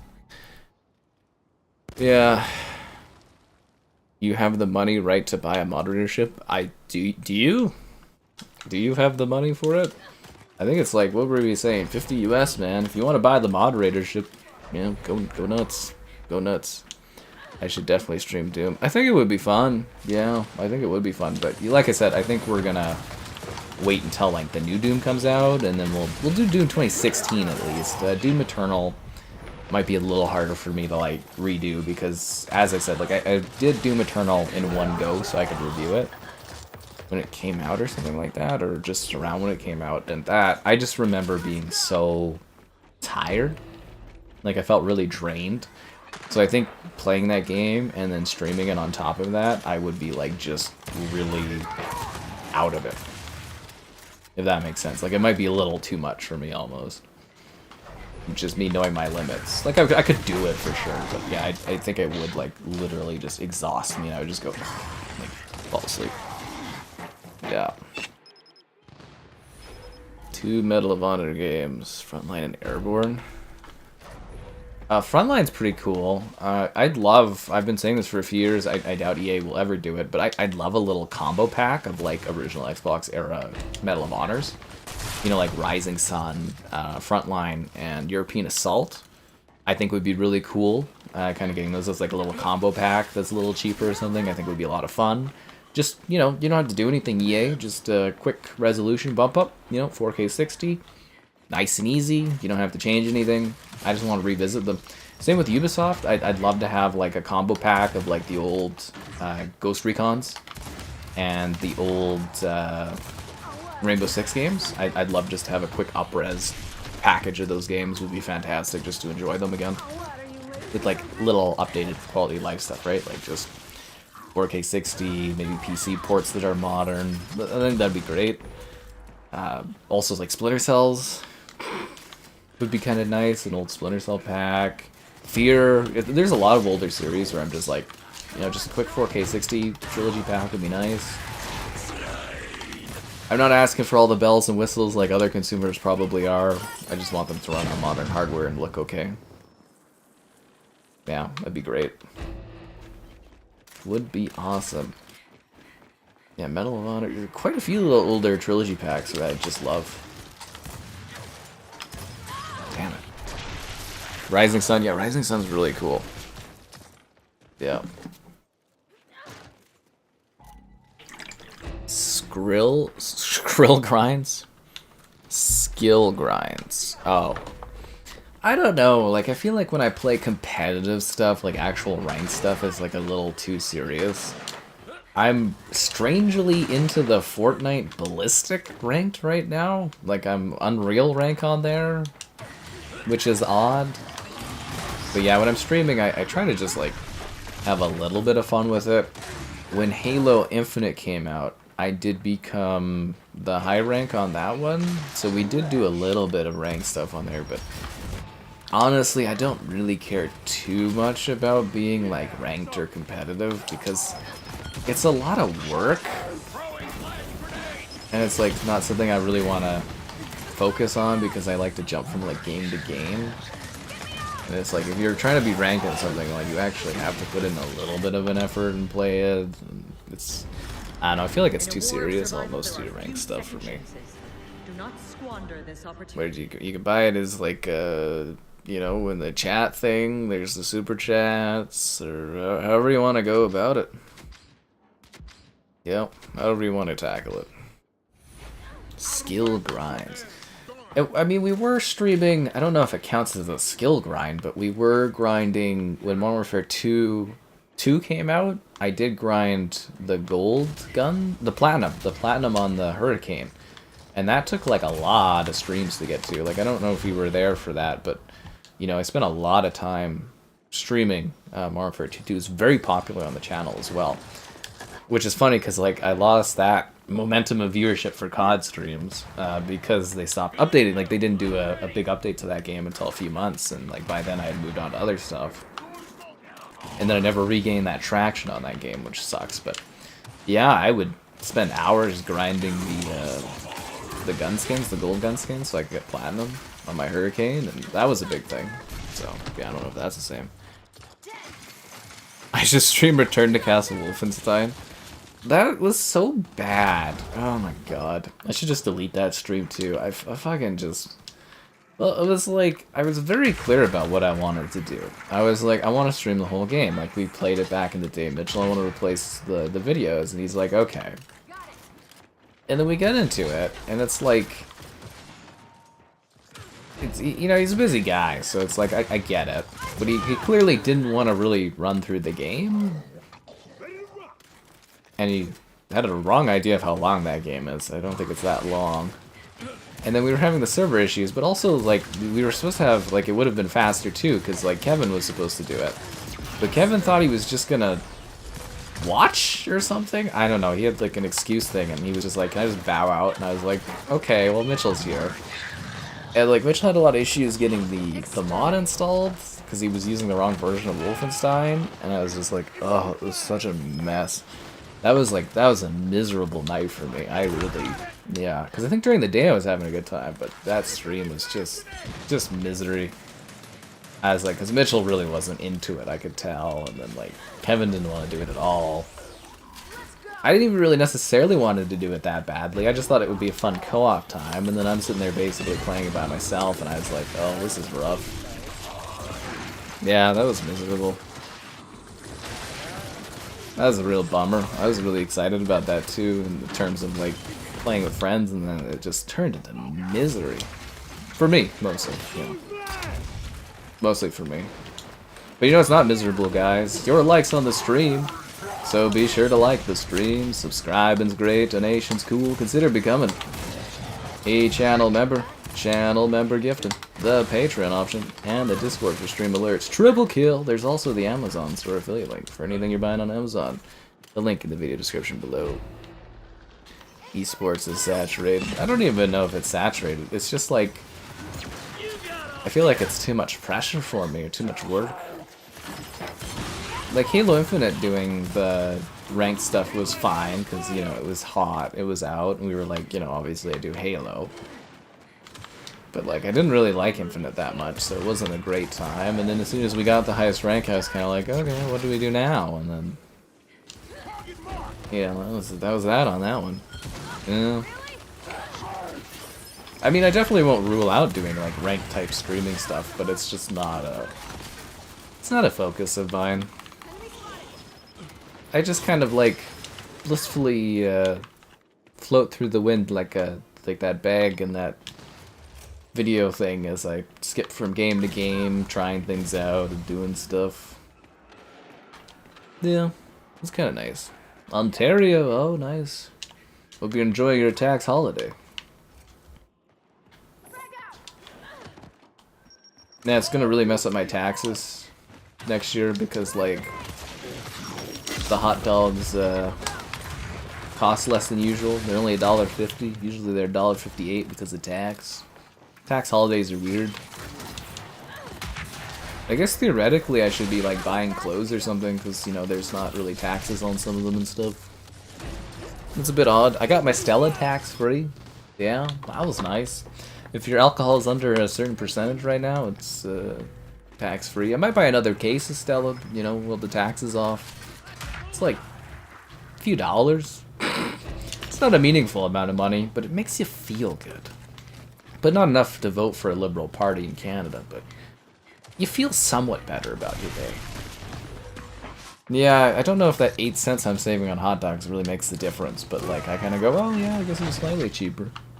But then I wonder about where the money they're going to make up for the money they're not charging on GST comes from. But then again, GST was supposed to be a temporary measure during the war to support Canadian troops, and then they never got rid of it. Food for your thought? Food for your thought. That's Canada for you.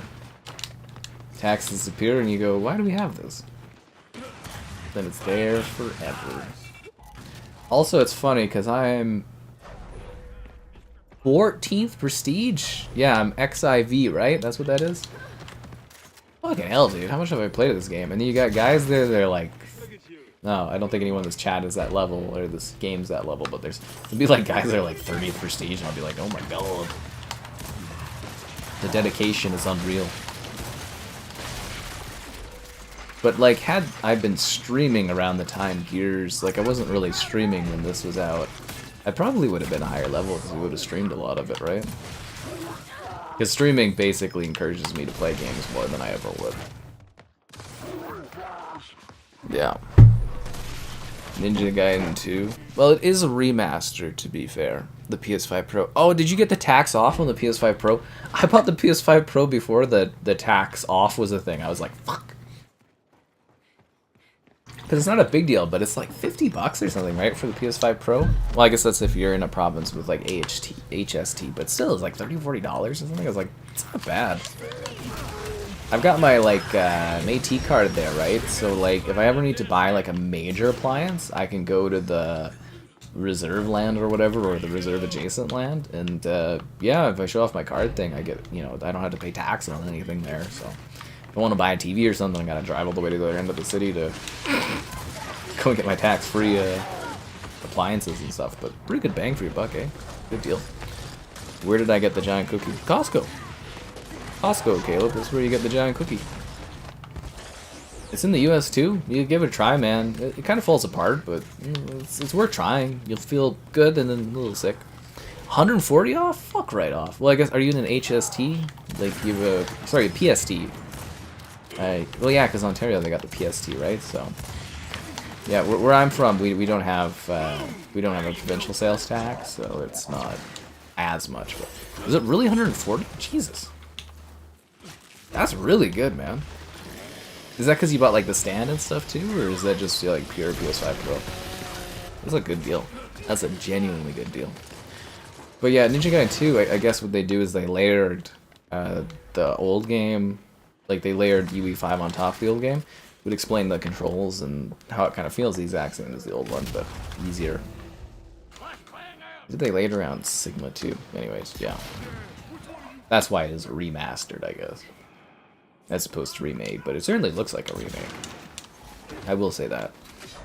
Great views off of Ninja Gaiden. I bought Ninja Gaiden 1 Black to do a video on because people have been so into Ninja Gaiden on here. I was like, I should do a video on that.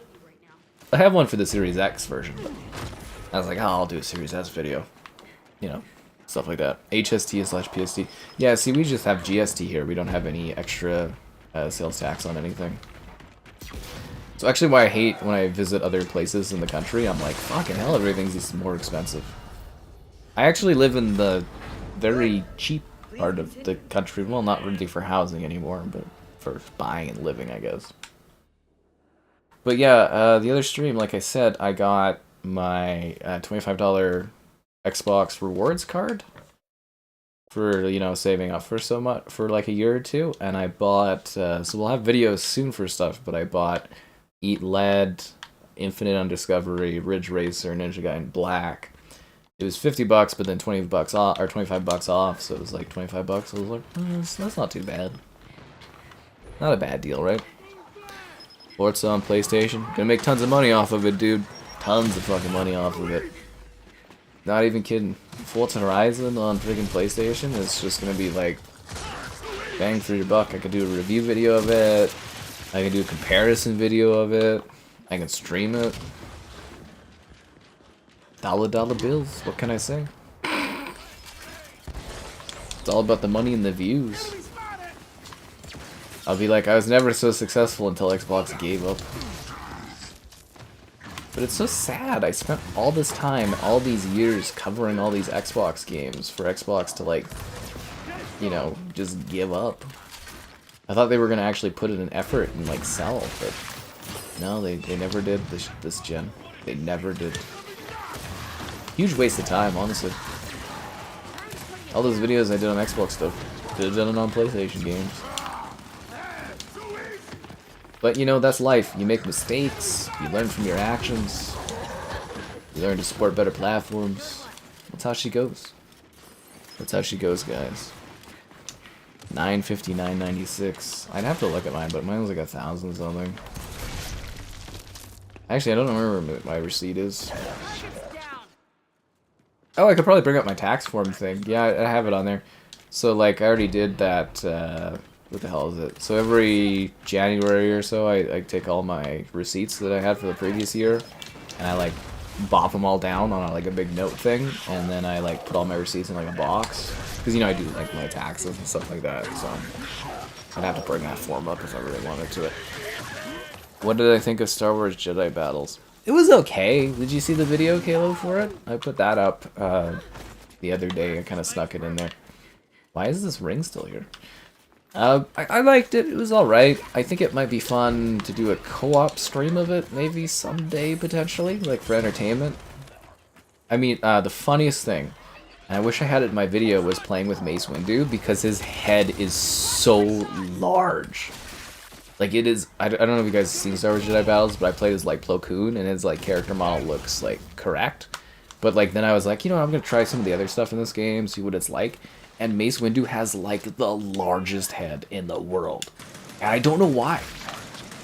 Like I'm assuming maybe it's like a development thing or something like that. But yeah, his head is Mace Windu's head is just so big, and I think it's Samuel L. Jackson. It's like really zoomed like out, so it's hard to tell, but I think it's Samuel L. Jackson's head too, and it's just like this huge head on this character body, and it's really funny. Genuinely hilarious, but it looks good, you know, smooth, 4K, 60, it's nice looking, runs fine.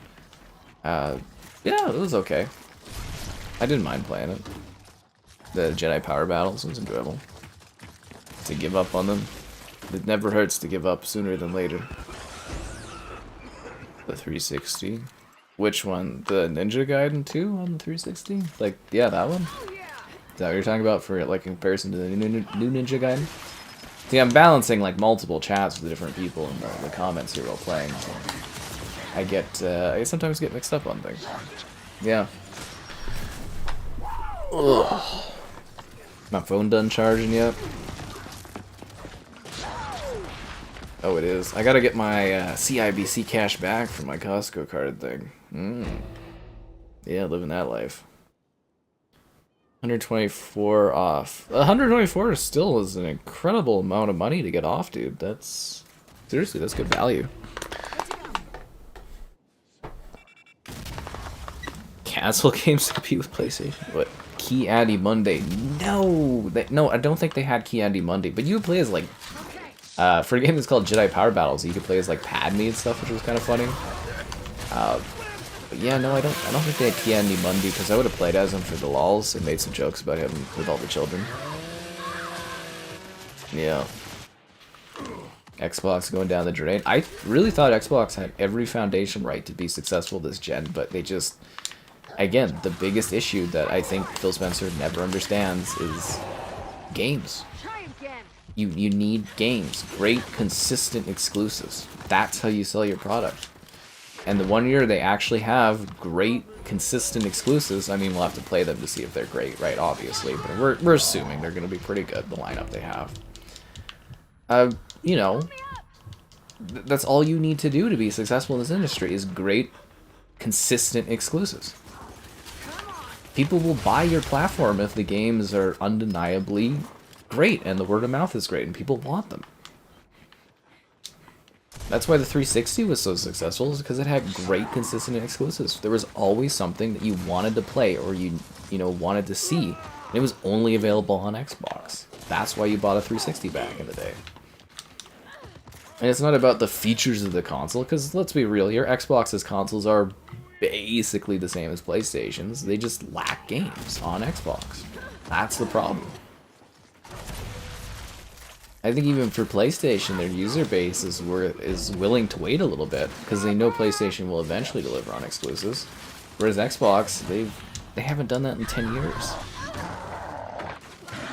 You just, like, literally the general, I think, consumer just assumes any Xbox exclusive that comes out is going to be a mid-tier, buggy, broken kind of thing that's like, skippable. Now they're going to be like, well, I could just keep playing it on PlayStation. They'll never buy Xbox hardware again. You'd be a fool to.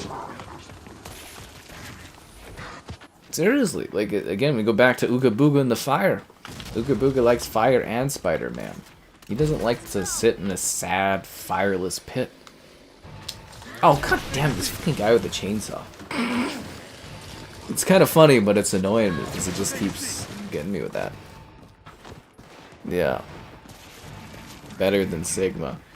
Well, yeah, because it doesn't have the censorship and stuff like that, but the whole point of the new Ninja Gaiden 2 Black there was to restore, you know, add features, but also, like, restore stuff. There was a thread I was reading, though, on Twitter where some people were like, they're missing all the stuff from the game, and it's, like, mostly costumes and some weird niche modes, and I was like, I can see why they didn't scope creep and add all this stuff back in, honestly, but I think for the most part, you know, they nailed it, really. Only hurting his company? Yeah, every time Phil Spencer opens his mouth, it just, like, Xbox sucks a little bit more. Like, every time I see that guy talk, I'm just like, oh, no. He doesn't even need to do interviews, man. He could just sit there. Like, you don't see the PlayStation guys doing interviews. Listen, it's like Cerny, who's doing his little talk about tech stuff in a little quiet, quaint room, which is adorably charming. Like, Phil Spencer, every time I see that guy talk, I'm just like, oh god, how bad is it gonna get now? What could he possibly have to say today that's gonna make things worse? And it's like every time. Captain Panaka, is he in that one too? I thought it was only the only blaster person was Padme, unless I missed it. Because they had like Anakin, Obi-Wan, Mace Windu, Plo Koon. It was a good roster of characters, honestly. Like, it was a good selection. So he is there, interesting. Never been an Xbox fan. See, that's the thing too, is when you even have like people that are like PlayStation fans that admit they're PlayStation fans, saying it's embarrassing seeing him like Phil Spencer or talk about things and how he acts towards Xbox just being embarrassing and sad. That's how you know it's just terrible. The thing that kills me is, like, I think a lot of this could have maybe been stopped too, had Xbox consumers and fans like actually had a unified front against Microsoft doing this. But yeah, Microsoft, they went off the stats for like the 4 games moving over, and I guess people just didn't stop using Xbox, obviously, because it's just 4 games like that, right? So who cares? But yeah, if Xbox consumers had actually made any bit of effort to be like, hey, this isn't okay, what are you doing? Microsoft would have stopped or delayed things. But obviously Xbox consumers don't care. That's what I see all the time. You go on like the Xbox subreddit, you go on Twitter, even comments on the channel, even in like live streams. Xbox consumers, they are totally 100% okay with their hardware disappearing. Like, they generally welcome it just because Game Pass is such a good value to them, I guess. And same with like when the 360 was getting shut down. I was like, man, this sucks, you know, the 360 store. Like when the PS3 store is about to be closed down, fans rallied to support it, and Sony's still supporting the PS3 store, right? But for 360 store, Xbox fans said they didn't care. They bought a couple games as it was going away, and they were fine with that. I might need another lobby, because there's like... I want to play on this map because it's really cool. But there's no real players left in this lobby, which is not ideal.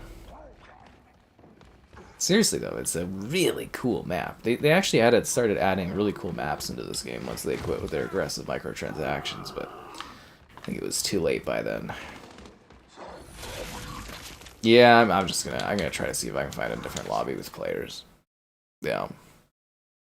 As long as good games come to Game Pass. Yeah, but like, your Game Pass will disappear if there's not Xbox consoles being sold. The vast majority of Game Pass subscribers are on console. If there's nobody on console, then there's not enough Game Pass subscribers, and then the service gets closed. That's just how it works, right? Right? Like, it's a great service, Game Pass, but it's not a system seller because they're not selling Xboxes with it, and they haven't been. I think the issue too is Game Pass just didn't have good enough games on it right away, if that makes sense, because the first party was never releasing anything. I think this is the first year where Xbox really was set up to like knock it out of the park. I think you'd have a lot of people for the first time being like, wow, I don't want to miss out on Doom and Avowed and all these other games and Oblivion and stuff like that. And you get them only on Xbox, and you get them for like free with the Game Pass. I think you would have seriously had people looking at picking up an Xbox or at least playing it on PC through Game Pass, and now they're just going to be like, I'll just pay for it on my PlayStation or my Switch. And you won't even notice the difference, and Xbox just dies. Yeah. Game Pass is a form of exclusivity. And you fuel Game Pass with exclusives because you don't have to pay as much for them because you own them.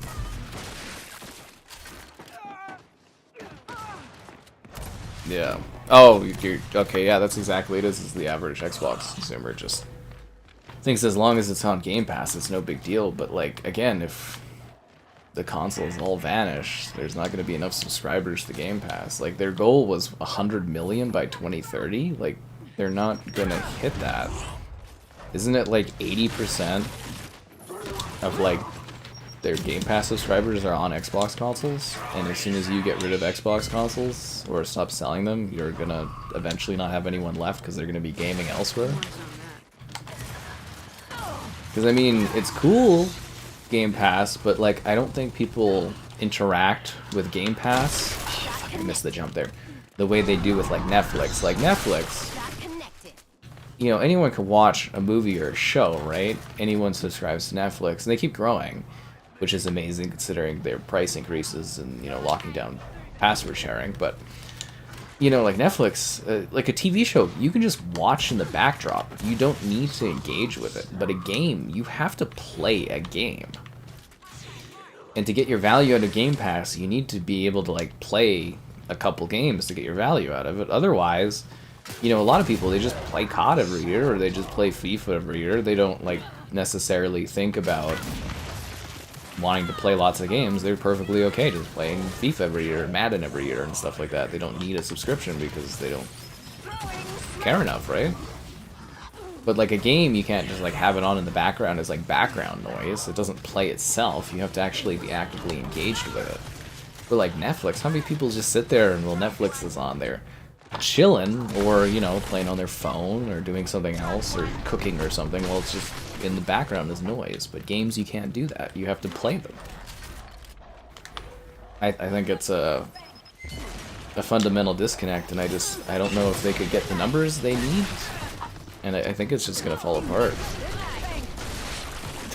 You don't need a console. Yeah, but it is it is by far the way people are subscribing to Game Pass is through their console, right? Like, I think it's like, again, 80% is through the console.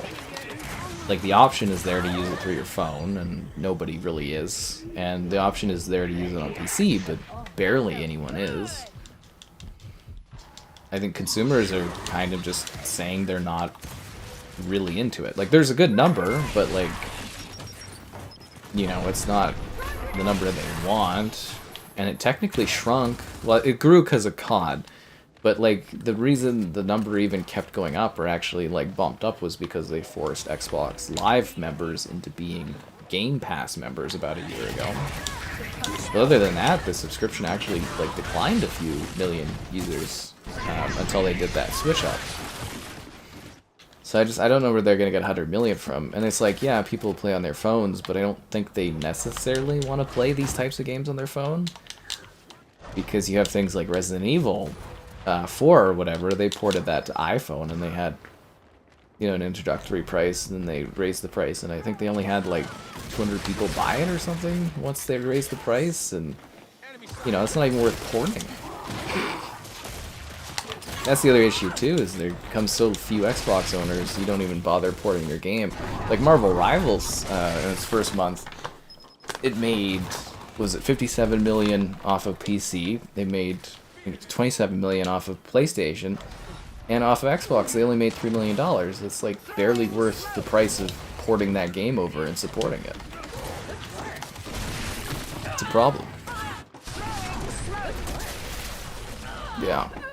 Well, you may not hold loyalty to Steam, but Steam is by far the way that people love to interact with games on PC, which I think will change a bit because the younger ones, they love Fortnite, right? So they like Epic, and they will probably naturally go into the Epic store a bit more than possibly Steam, but we'll have to wait and see how that math all works out. But the only math I care about is the math that includes your likes on the stream, subscribing's great, donations cool, consider becoming a channel member gifting, the Patreon option, and the Discord for stream alerts. There's also the Amazon store affiliate link. You have forsaken this world's future. Getting the games using Game Pass. You just prefer Microsoft? Yeah, a lot of people love the 360. It was great. How's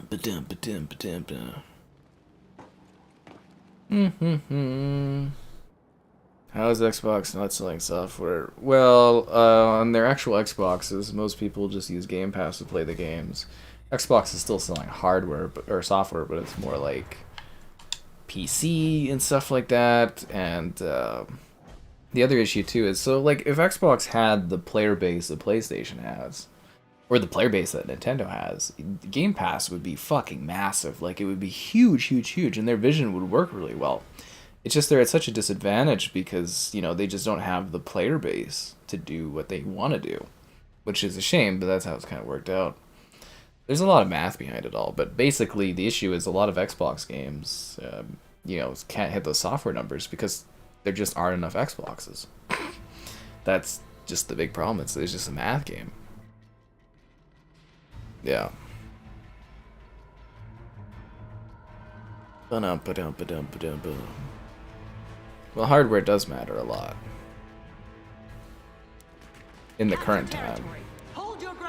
Seriously, like it does actually really matter right now. It may not matter in like 10 years, but I don't think cloud really has taken off, and I think I firmly do believe that had Xbox actually really put in an effort for about 5-10 more years, they could have dominated the cloud era by like converting over their console user base that could have grown, potentially with exclusives and stuff like that, but it's out the door now.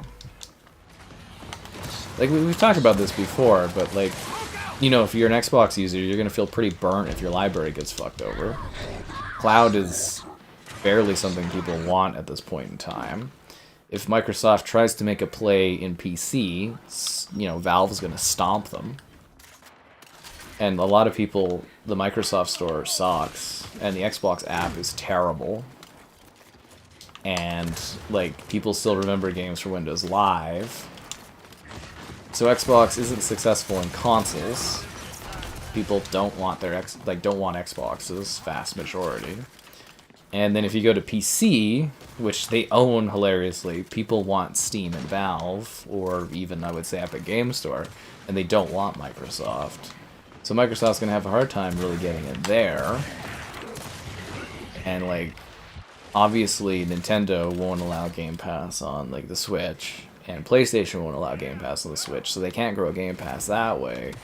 Microsoft, somehow, by buying everyone, still cornered themselves in a really awkward position. It's gonna be fascinating to see what happens. Watching a movie? Nice. His Starfield question? Well, that's because they're working on Starfield for PlayStation right now. Like I said, I don't know how people believe Phil Spencer and what he says anymore. Origin is shutting down. Well, that's because they moved Origin to EA Play, didn't they? They rebranded. It's the same thing. It's just EA Play now, right? It's the same service. They just have a newer app.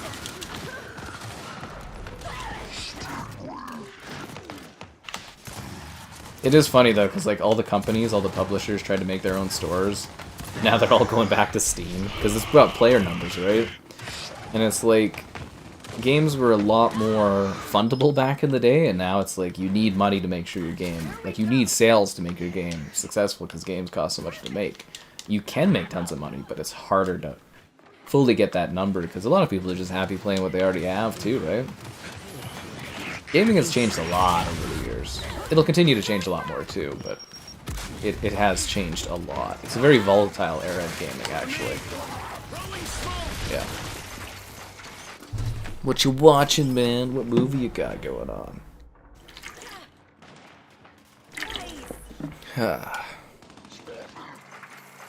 Well, of course Game Pass cannibalizes sales. It's the same way putting movies on subscriptions cannibalize them too. But the idea is recurring income is better than the payment of a game, because then you can subsidize your other games not doing necessarily as well. They also have the math that Game Pass is a really good advertisement, so if people play a game they really like on Game Pass, they'll give good word of mouth and advertising, so your game will sell well on other platforms. It's quite fascinating, actually. But yes, of course it cannibalizes game sales. Theoretically, Microsoft has said they make more money off of like in-game purchases because people are playing games as if they're free to play, which makes sense. But yeah, you would know that the games are going to be cannibalizing their sales because people play it through Game Pass. The idea is hopefully people stay on Game Pass and you get recurring income, which is more valuable than a single game purchase. Yeah, you want long-term money. Also, from an investor standpoint, investors love recurring income streams such as subscriptions more than singular purchases. Because a singular purchase is once, but a recurring stream is hopefully forever. That's business.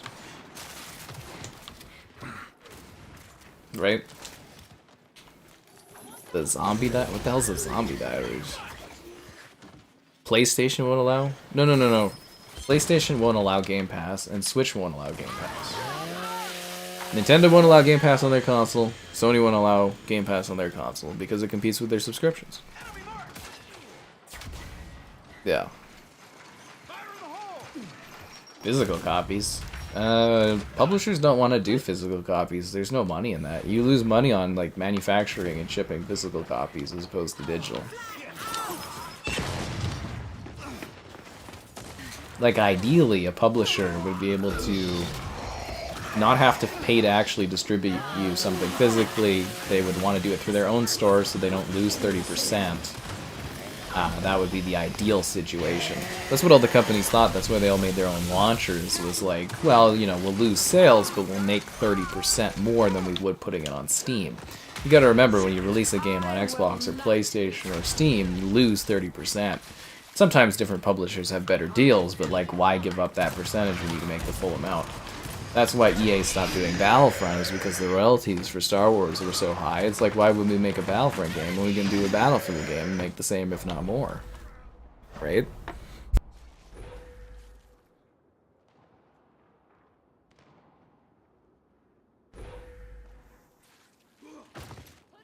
Also, can I get another pat on the back for how great this thumbnail is? I love it. Ah, dun dun dun. Enemy contact. This live stream, this multiplayer live stream was great. Oh, thanks, man. I'm glad you're enjoying it. Like I said, I'm streaming here all the time. There's all kinds of great stuff, man. We did Ninja Gaiden 2. I actually sat through the whole thing in a stream. That was fun. That was the other day. Yesterday was Final Fantasy on the PC. That was fun. Not super popular, but it was a good time. I enjoyed it. It's a movie. I know it's a movie. You said you were watching a film and then you said it. I just like, I haven't heard of that movie before. That's what I was saying, because I've never heard of this. Lots of movies I haven't heard about. Probably lots of games I've never heard about. Although I have played many, many games, honestly. The funniest thing too was I was like, it reminds me of on Reddit the other day taking a look at like the Xbox response, like the Xbox subreddit's response to things. And then like somebody was like, you do know how interviews work? And I was like, yeah, I'm in the industry, I've done interviews. He's like, cap. And I was like, so cap is where you're lying, right? They say cap or something like that, you're lying. And then I had like posted my like comment with like my interviews, and it was kind of funny because he got a lot of downvotes or whatever. See, I'm trying to stay away from doing the Reddit stuff, but occasionally I go in there for a little bit of news. That's how you do it. But yeah, I've mostly gone from it ever since they killed Apollo. Notice Apollo. MetaQuest 3. Found footage. Oh, found footage would be interesting. Those were popular for a time because of the Blair Witch, eh? MetaQuest 3 use Game Pass on. That's gotta be like a really small percentage of people doing that, but that's pretty cool, man. Like one guy, he sent a picture of him watching the stream on his VR headset. That was really cool. He had like a virtual like room and everything set up and was watching the stream on it. I was like, oh, that's awesome. Yeah. Although it is kind of funny because like when I think of watching movies, it's like it's so immersive because you're like in a VR thing watching a movie. I'm just like, I'd rather just not have something on my head and just watch the movie on a TV, honestly. But it's a cool idea. It is. It's neat. But yeah, I'd rather just not have something on my head.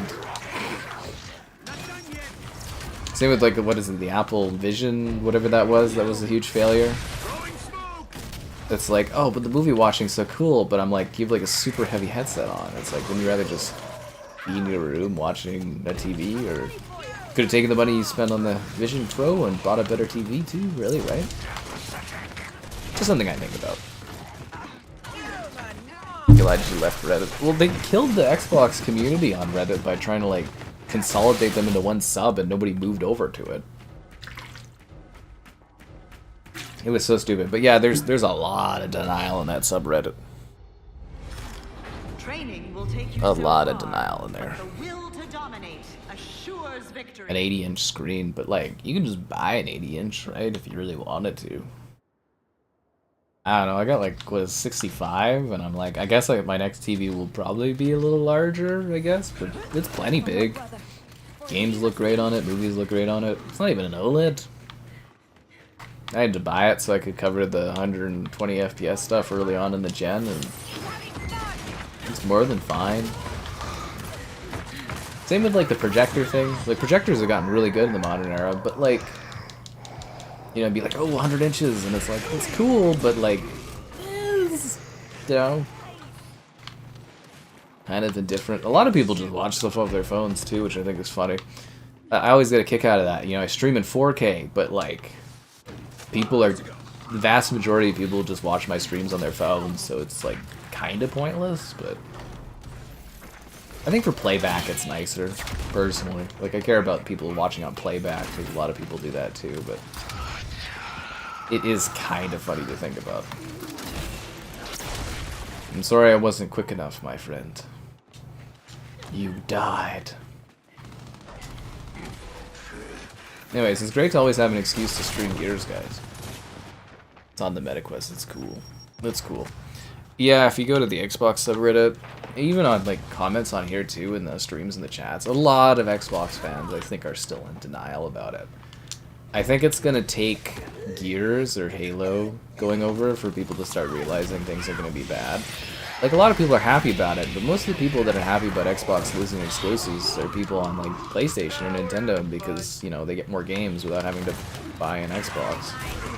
But if you're an Xbox owner, you're gonna be fucking screwed because your library is gonna disappear in a few years. Well, the library should be fine. Like I said, they'll still support these old consoles for probably about a decade. You just gotta follow the 360 thing, and by the time they stop supporting these consoles anyways, people will have like moved on to like PlayStation or Nintendo or PC or whatever anyways, so it won't matter long term, but I do think people feel really burned by Microsoft. Yeah. I feel pretty burned by Microsoft for their decisions, but whatever. Still work with them, still cover the games. You know, they're happy making money, I'm happy making money off of covering their stuff. It is what it is. Sometimes you gotta take the personal enjoyment of a platform out of the equation and just, you know, go for views and that. We with a headset that'll have 360-degree view, but like, why? That's not a movie then, right? That's like an immersive experience. Like, there's a very specific way that you enjoy a film. You know, you sit there and you watch a flat image shown, right? Like, if you're doing an immersive thing, that's like an immersive experience, or you're playing a game as opposed to watching a movie, right? If it's like a 360-degree thing. Like, it's neat, but like, it's not how I would want to enjoy a movie. Like, the cool thing about a movie is just plays, you know, just on a screen somewhere, and you just take it in. There's no work involved except for your attention, and even that a lot of people don't give to films and stuff these days, but that's, you know, it's a really easy concept. That's something I always found would be like a little bit of a restrictive thing about gaming being like everywhere, is because you have to interact with the game, right? And a lot of people just like to sit there and just have something run. You have both consoles. Yeah, and that's the thing too. A lot of people are just okay with Xbox dying, and I sit there and be like, but guys, and it's like, everybody just doesn't care anymore, so I'm just like, okay. That's how I've looked at it, really. The amount of like pushback you get from being like, guys, you know, like the hardware is gonna vanish, and people are just fine with it. And I'm like, all right.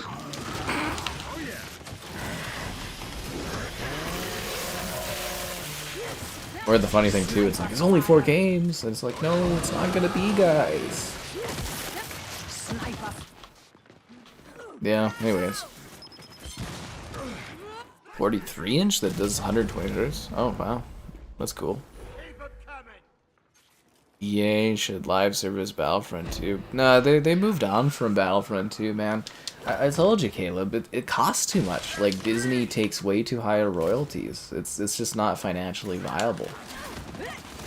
There was that whole clusterfuck with the, you know, the loot boxes, and I think they lost like a lot of money on doing the deal and that, and it's like, you know, again, why would they work on supporting, you know, a Star Wars game or selling it like a Star Wars game when they can make a lot more money off of just doing a Battlefield? It just doesn't make sense, right?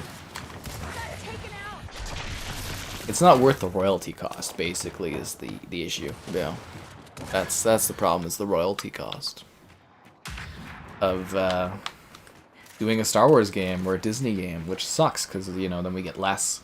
I miss when I was younger and there was so many Star Wars. Like, you see all those remasters they keep doing? There's so many Star Wars games, right? And that's all from when I was a kid. All these Star Wars games existed.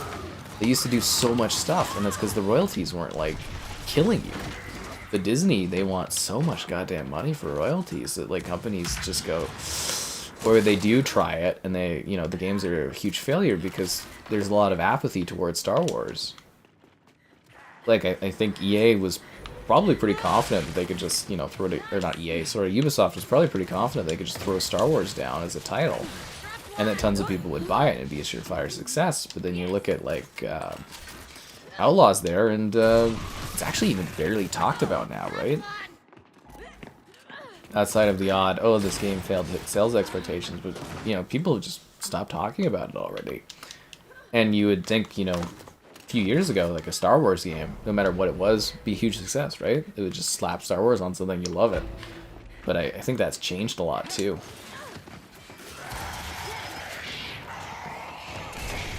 Yeah.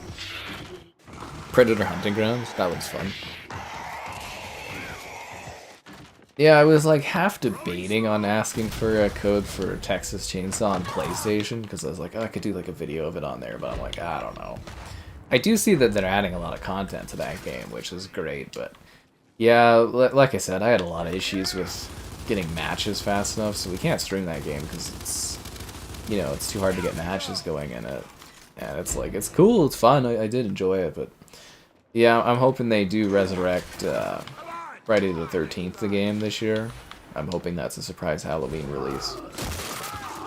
Because Lilphonic, they do a lot of re-release stuff for their they re-release their multiplayer games and try to do new ones all the time, so hoping that's the case. Yeah. Well, I don't necessarily have an issue with Outlaws. I was just saying people don't talk about it, and, like, you know, it would have been a massive success literally a few years ago, but now it's just like a lot of people go, eh. But hopefully you guys don't go, eh, to the liking of the stream. So be sure to like the stream, subscribe, it's great, donations cool, consider becoming a channel member. Channel member gifted, and the Patreon option. There's also the Discord for stream alerts, and the Amazon store affiliate link. And I'm gonna go and refill my water bottle because it's right empty because I've been talking so much. I'll be back in a sec. Here's me with the pineapple. Hopefully it works.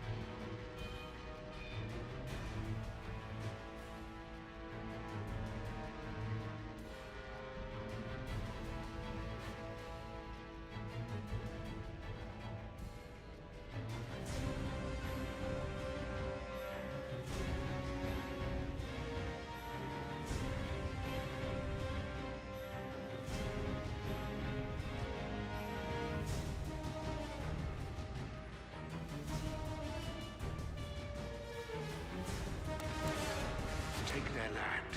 Proclaim it in your name.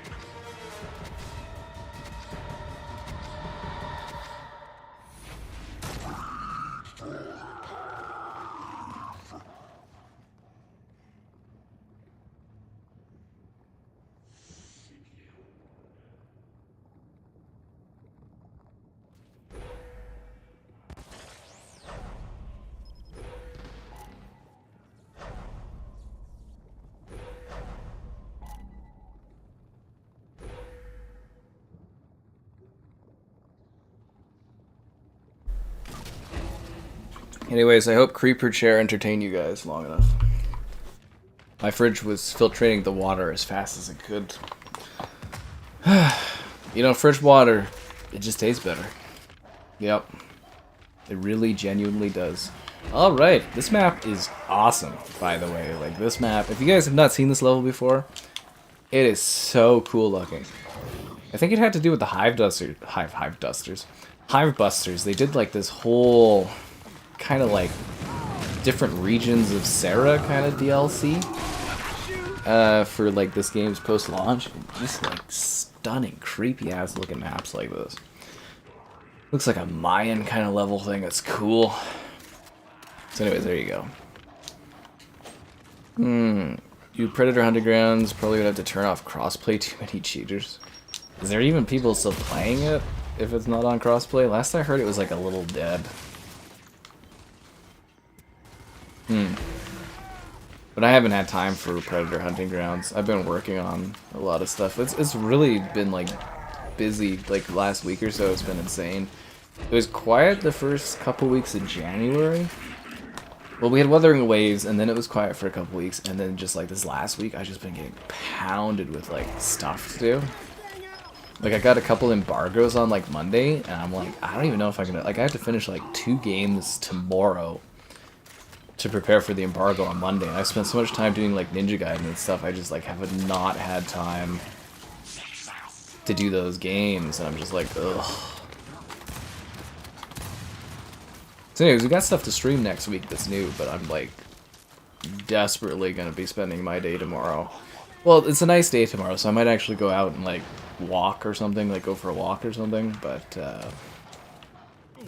yeah, I'm gonna be spending most of my day just trying to get that stuff done, hopefully. Like I said, there's so much on the go right now.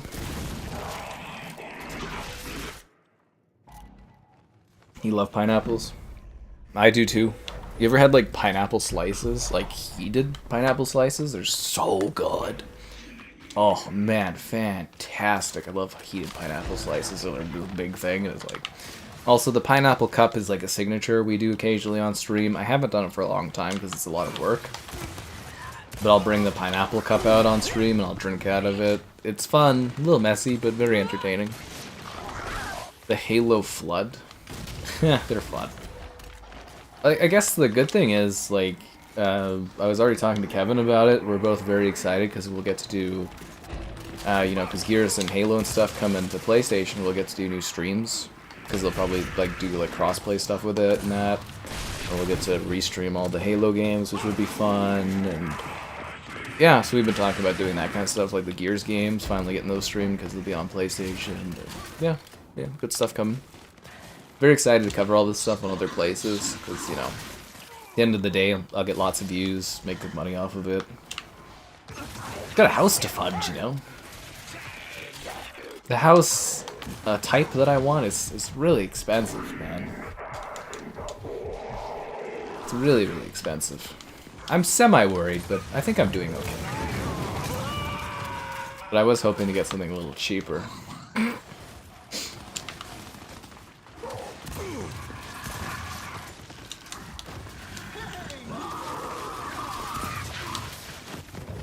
Damn it. But yeah, that's what I've been spending some time doing too, is trying to go through like house options. My new realtor seems pretty cool. I mean, I haven't met with her or anything yet, but I'm waiting for like a nice house to pop up that I'm interested in and go visit and see how she is.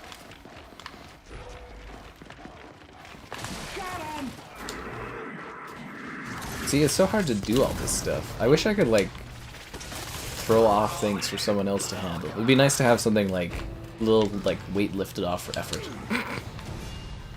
Too much work is what I'm doing. Too much. Find a partner. Yeah, I mean, that would be ideal, but they don't just come out of nowhere. The other issue would be, yeah, basically someone using me or taking advantage of me for my, the fact that I'm getting a house. There's no one I know my age that's been saving like I have been for this.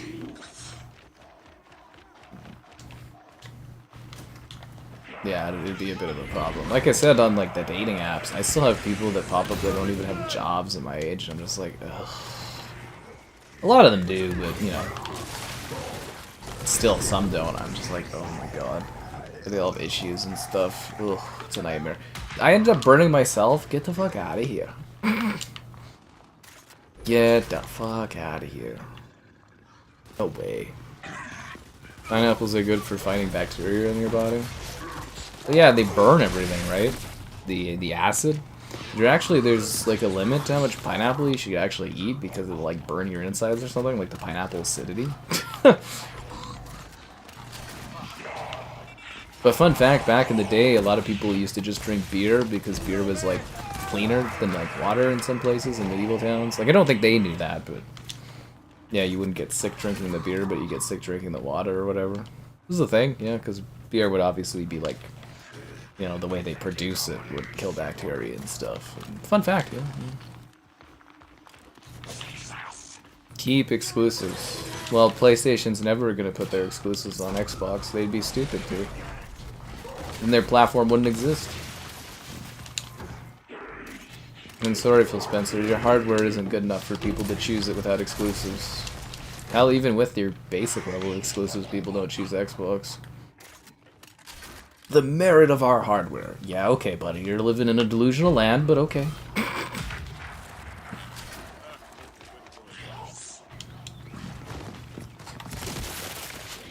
Wow, we made the other team quit? Okay, well, we're gonna have to find a new lobby, because these guys all left. That sucks.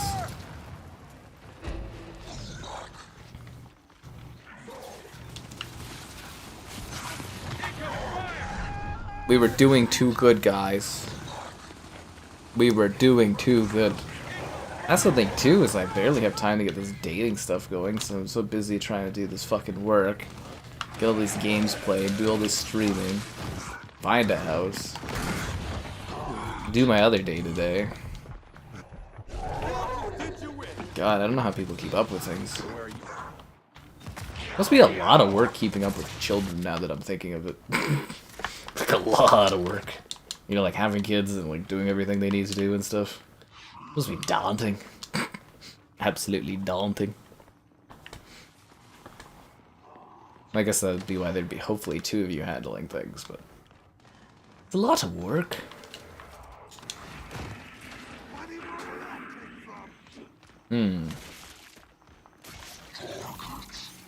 So I wonder if the plan is to like literally move over every Gears game. Like, will they like do an update to this and add like additional crossplay? Like, will Xbox get updates? Will it just be the PlayStation stuff getting new versions? Will they be like light remasters? I guess it makes sense that a Gears collection might be a thing now that they gave up on all their stuff. I think I'm just gonna find another oh no, somebody joined in. Okay. Because I'm like, there are other lobbies of this I could probably try to find. It's just like bots are like a little bored. I'm gonna see if there's another lobby. Yeah, I'm gonna try that. Yeah. What do I think about the quality? The quality of what on the Series X and the PS5 Pro? What quality are you talking about? I need specifics, man. Can't ask me such broad, open-ended questions. I don't know where to go or what to drag on with. If a woman wants to marry you right away, they just want your money. I think at my age, they're just getting older and want to, like, settle down and stuff. But I'm just like... Again, it's a lot of effort. Yeah. A lot of effort to get all the stuff I've done on my end, and I can just see people, like... taking advantage of housing stuff. You want to be helped, but it's like, you know, in Canada, the rules on things are a little different, too, for common law and that.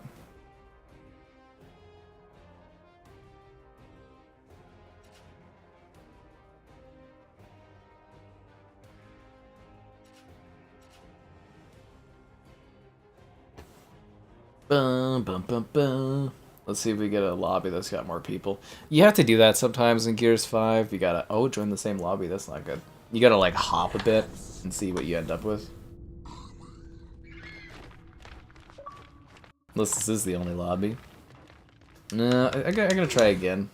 Let's see. I think there's another lobby out there. You gotta get more Fortnite characters. Are you being dragged into Fortnite too? I still trying to decide to buy Hatsune Miku. I feel like I'm gonna like eventually just cave and give up and buy it. Hellblade 2. Oh yeah, no, Hellblade 2 looks great. I mean, when they port out the PlayStation 5, I'm sure it'll be able to run at 60 FPS finally. It should be kind of funny, but yeah. I'm really glad people are liking all my Ninja Gaiden content. It's really exciting because the game's so much fun to play. I love when a game I enjoy doing is doing really well.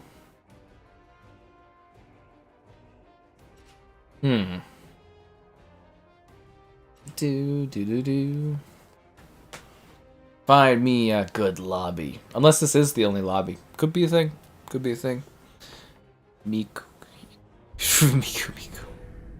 I'm just like, I don't know. It's like on one hand, I could play Fortnite forever and still jump into these characters. On the other hand, it's like, do I want to spend money on this? See, I told you there's a full lobby out here. It's like Hatsune Miku is calling me, but I'm just like, I don't know if I'm ready to answer with my cold hard cash.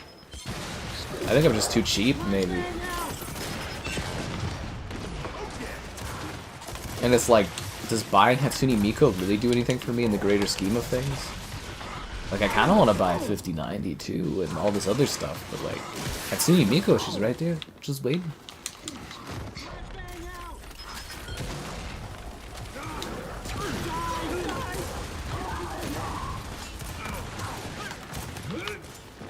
What are you doing there, Carmine? Oh, he's lagging.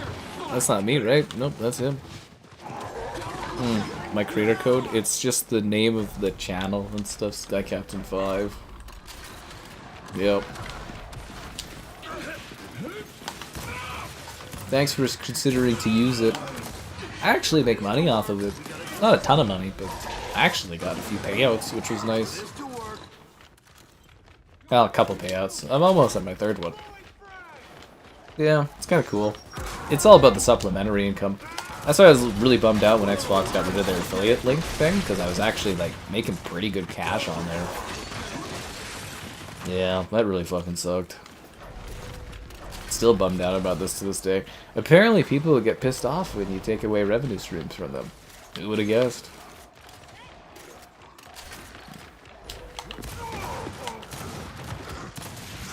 Seriously though, I really do fucking hate that. Down payments. What about down payments? Wedding ring costume. They're not that expensive these days. Diamonds are definitely losing their value and stuff. You don't necessarily even have to buy an expensive ring or anything. I don't know, it's also like, a wedding ring is like a very symbolic kind of thing, right? Like, I'm kind of okay buying something that she would really like because it is like a forever thing. You know, in a sense. As long as things go well and, you know, it lasts forever, but you get what I mean. Like, that's something that potentially your partner would die with, would be the wedding ring. So it's like, I think it's one of those things that I would very comfortably be okay with, like, splurging on that sort of thing, or at least making sure it's the right one. I don't wear rings or anything, so I don't really need anything, but... So you're supposed to have, like, a band or whatever, but, like, yeah.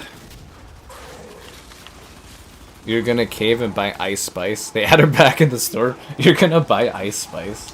Who was that, Caden or something that donated for me to buy Ice Spice? I was just like, what the fuck? So now I occasionally have Ice Spice to play as. I've never even heard one of her songs. I don't even know who she is. It's funny, but it's like, I don't even know her. Fortnite is boring? I actually love Ballistic mode. I'm really, like, I'm pretty high ranked on Ballistic. Well, I'm the top Unreal rank or whatever, but like...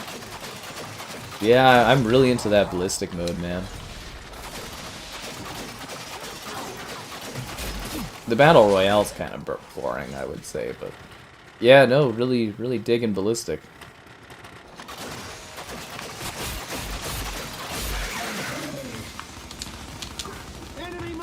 I thought that guy was over there. Did he leave? Oh, he ran over there.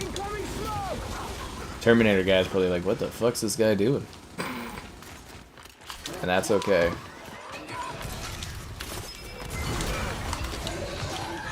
Damn it.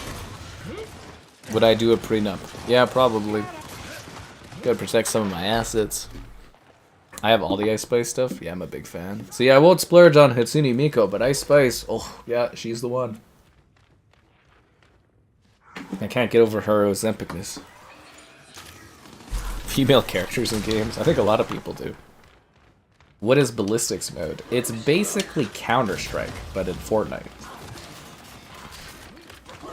Yeah, it's basically Fortnite Counter-Strike. So like when I'm, after my streams are done, each night almost, when I'm doing like the writing, like, you know, you have to like do the write-ups for your videos, like and make the thumbnails and stuff like that. I'll do that after the stream's done, and I'll play like a match or two of Ballistic while I'm doing it, and then I'll go to bed. But yeah, I've spent more time playing that than actual Ballistic mode, or actual like Counter-Strike, or actual like even Fortnite itself. I spent a lot of time doing Ballistic. Still trying to unlock Godzilla.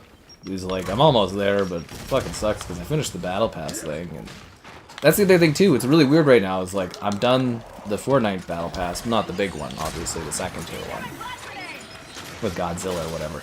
But I'm also finished the COD Battle Pass, and I'm just like, it's weird. I'm like, how am I finished all these things?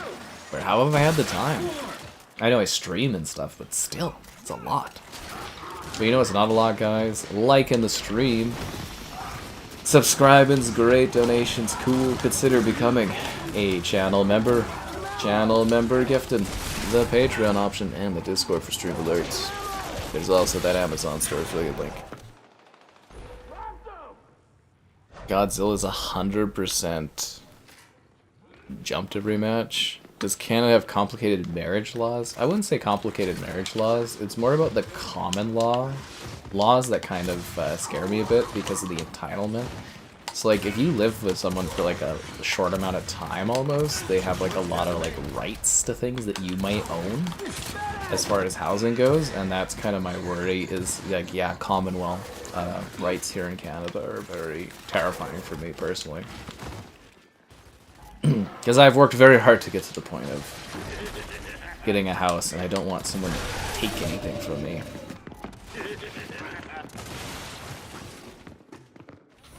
Yeah. You get less XP for the other modes?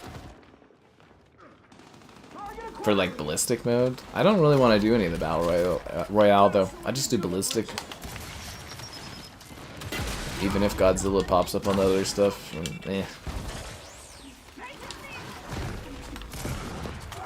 But yeah, now I'm sitting here being like... So that's the funny thing about Fortnite. I don't really care about it that much.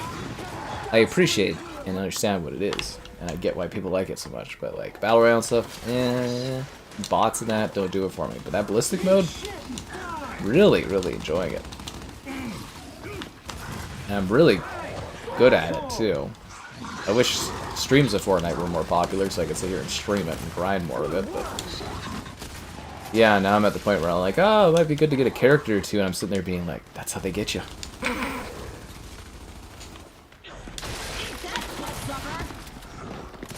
That's how they get you. And I'm sitting there playing Ballistic with Hatsune Miku, it's the problem. But, you know, I feel jealous because you get all those, see all those other characters and all those other people, they're all playing as Hatsune Miku, and I'm like a filthy casual up in there, eh? Ah, fuck that. Actually got me? After he got roasted, it still hit me? What? Fortnite. Well, Fortnite would save the world. Fortnite just did the very smart thing of pivoting into being a free-to-play battle royale, but there weren't other free-to-play battle royales. And, you know, Fortnite benefits from being something that, like, you know, kids or teenagers can play because it's not, like, violent looking like PUBG and stuff might be perceived. And that allows them to have more stuff, too. Like, COD is violent, so COD's not going to get the same sort of, you know, licensing type of things that, like, Fortnite can get. And Fortnite's just kind of like the perfect storm and the right pivot at just the right time. Genuinely impressive, honestly.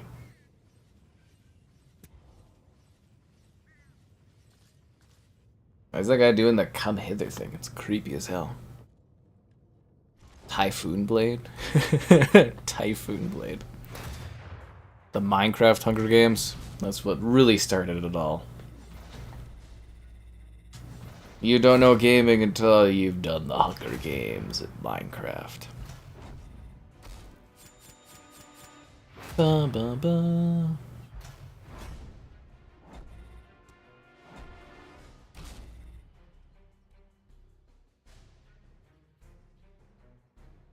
Soul Edge. Bandai Namco just trademarked a whole bunch of stuff. Oh my god, Soul Edge, guys! That's the original Soul Cal.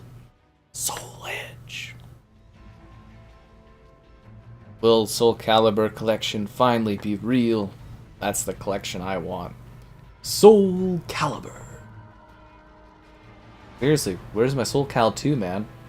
That's the thing that really burns me, is like, they have Soul Calibur 1 and 2 that were on 360, but they delisted them, so you can't get it on here anymore. I should have bought them. I didn't even know about them.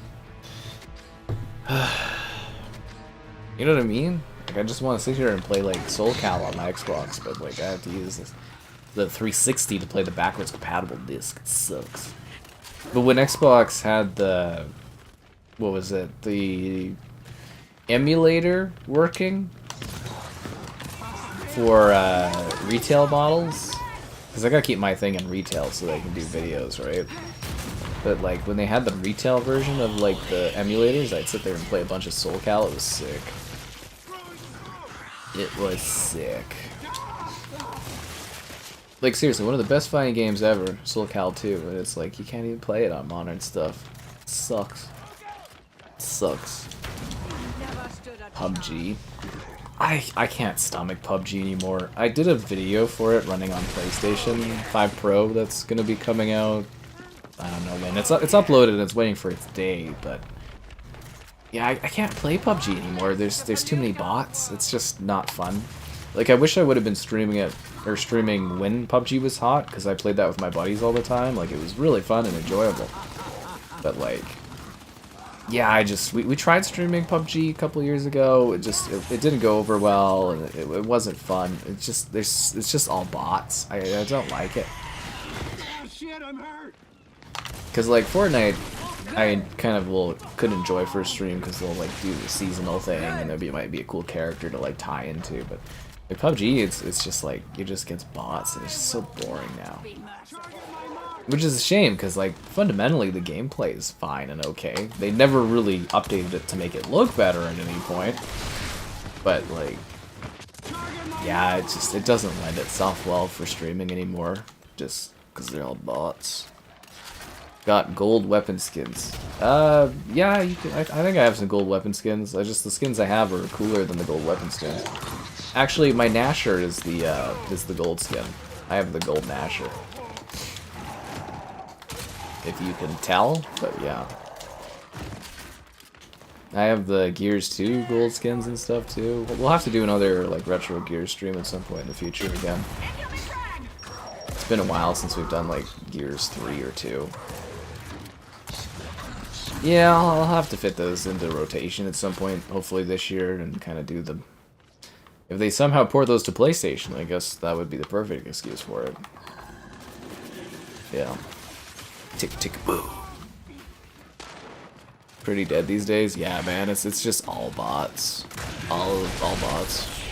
I always play fun games. Oh, thanks, man. I'm always trying to pick out cool stuff to play. And like I said, Gears, not super popular by itself unless it's like a retro Gears night and people go, ooh, what's this? And, you know, they want to watch the stream because it's an old Gears and it's nostalgic. But for like this one, it's like I gotta do a Death of Xbox tie-in to really make it functional. As far as like view metrics and stuff go, but that's just how she is. Yeah. Anyways, I try to pick variety, and you know, I play the new stuff usually. And see, I think that's like a pretty bad notion too, where people think that like I hate Xbox or something, which is kind of funny too, because like, you know, I'm critical of it, but it's just really not accurate at all. Quite honestly, it's just inaccurate to think that kind of thing.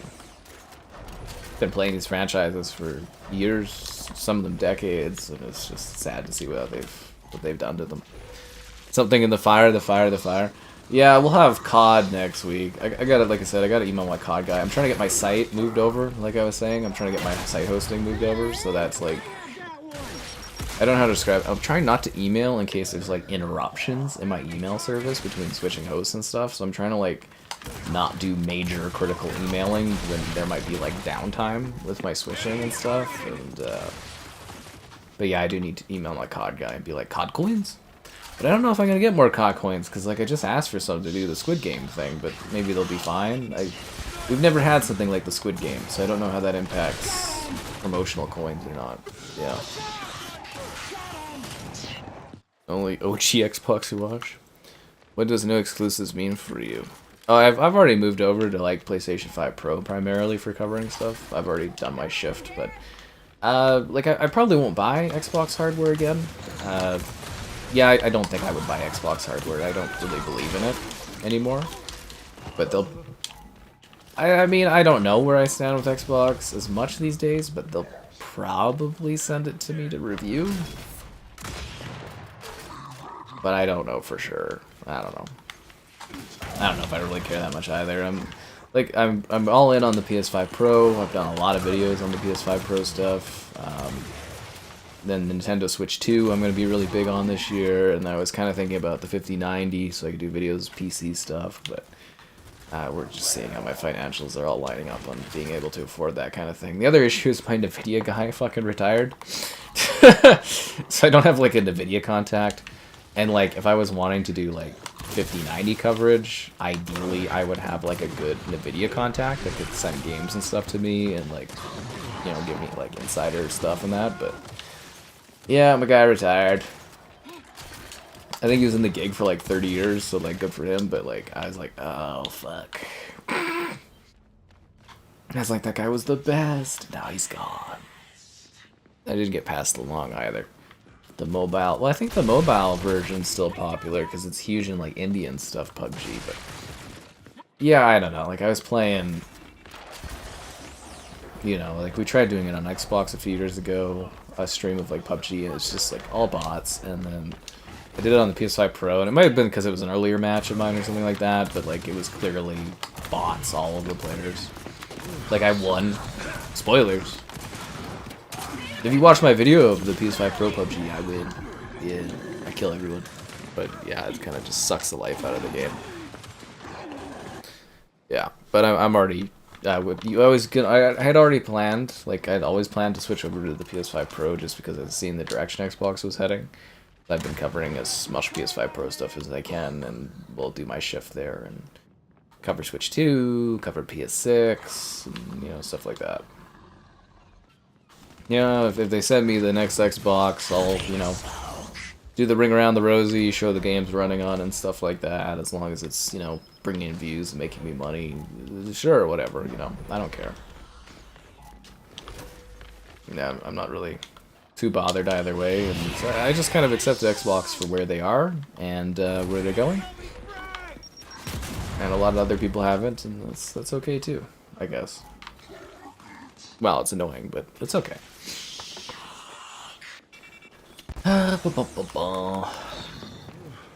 But yeah, I do like covering the stuff on Xbox, like the legacy things and that. Which is why it's always so funny when people fight me over about things. They'll be like, he's a PlayStation user, or what do they say, Pody or something, on like Twitter, on like Reddit, and I'm like, but I like am one of the hardcore Xbox covering people.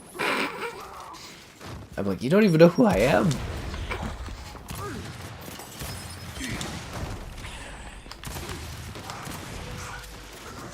Yeah, it's funny. Can you revive me, Terminator Man? I'll get up on my own, thank you. I mean, he was wanting to kill that guy, but still.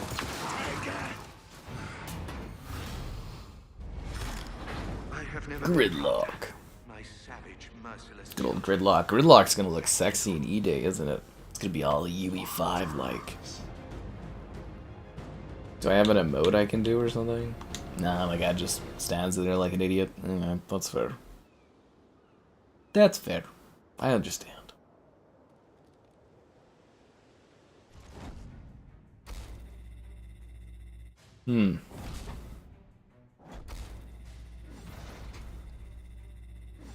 I can't get over how sleek that thumbnail is. Although I think the black backdrop being swapped out for something with color would be more exciting. Maybe like orange or something like that. Make it pop more. I'm very happy with this thumbnail, let's put it that way. Can I vote on the next map, or... No? Not allowed to? Okay. I'm not allowed to vote on the next map, guys.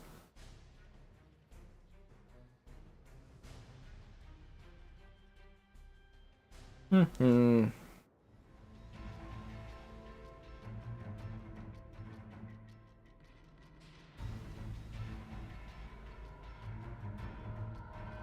Dun, dun, dun, dun, dun, dun.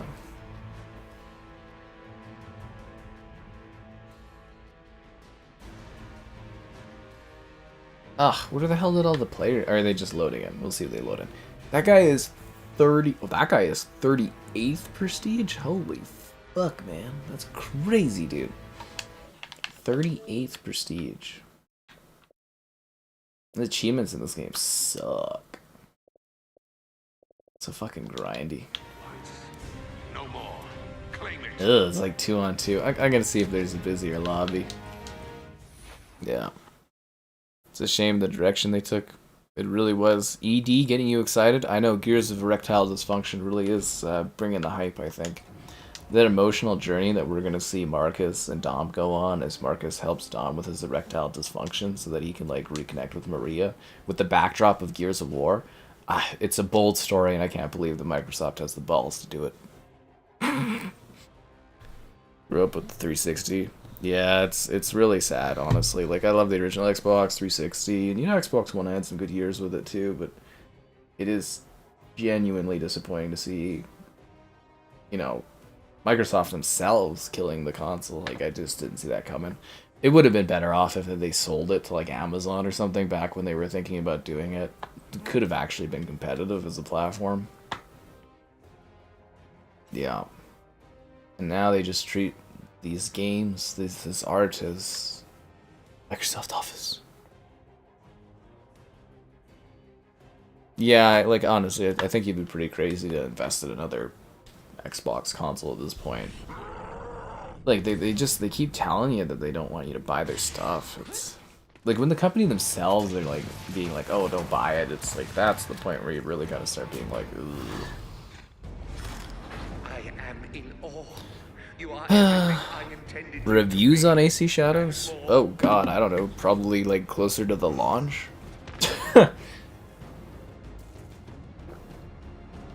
Yeah, probably like way closer to the launch, Caleb. I don't know. I don't have a code or anything for AC Shadows. Probably not till like March, man. I'll keep you in the loop, but yeah. Right now I'm working on oh, I missed freaking River. Fuck. That sucks. Right now I'm working on Orcs and well, I just wrapped up Ninja Gaiden, so I'm working on Orcs and Sniper Elite, hopefully getting those ready for the embargoes, but it's like gonna be pretty close. Moldy Wardy's playing. I haven't seen this fucking guy on since like Lego Star Wars TCS. Jesus Christ. That and I met this guy in like COD 3 back in the day. Oh my god. This guy hasn't been on in like fucking 10 years. Holy crap.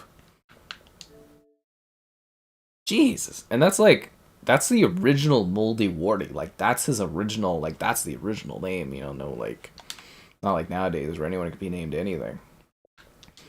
What's Joe got going on? Ooh, Assault on Dark Athena. Fun game, man. He's always got the cat going on. Dude's living his best life. Yeah. October. Well, you know, October, November for GTA, something like that.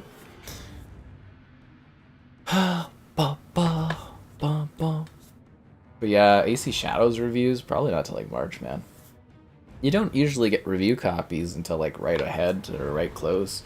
Depends on how like confident a company is about their product too, but like for that game, I think Ubisoft's not gonna take any chances and they're gonna like probably be like review like, Ubisoft's really bad for that. They'll be like, okay, review this 40-hour game over like the weekend. They'll, like, you'll get a code on Friday and they'll expect a review out for like Monday or something, but it's like, yeah. Like I was in 2020, I was fucking dying because they were doing There's like 3 big Ubisoft games that released like one after another. God, that was killer, man. It might sound silly, but like, yeah, what was it? I think it was November or December, for the span of the 2 months in 2020.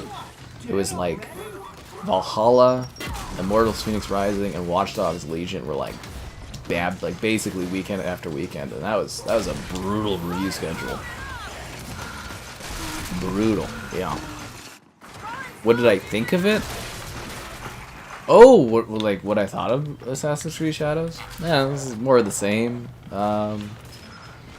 There's the big video on it there, Caleb. It shows everything, but yeah, it was more Creed. It was okay. The density of the environment was really impressive. It was like Forza meets, Forza Horizon kind of meets The Witcher in terms of environment. Really, really impressive. The characters, Naomi I like, but her voice acting was really stilted. And she's not tough enough. She's really weak. She just gets like thrown around. She can barely kill anyone unless it's assassinations.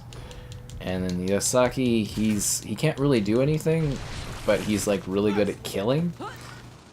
And yeah, it's kind of awkward because like I want her to be able to do more damage, but she just like, if you're trying to like fight someone like head on, she just can't.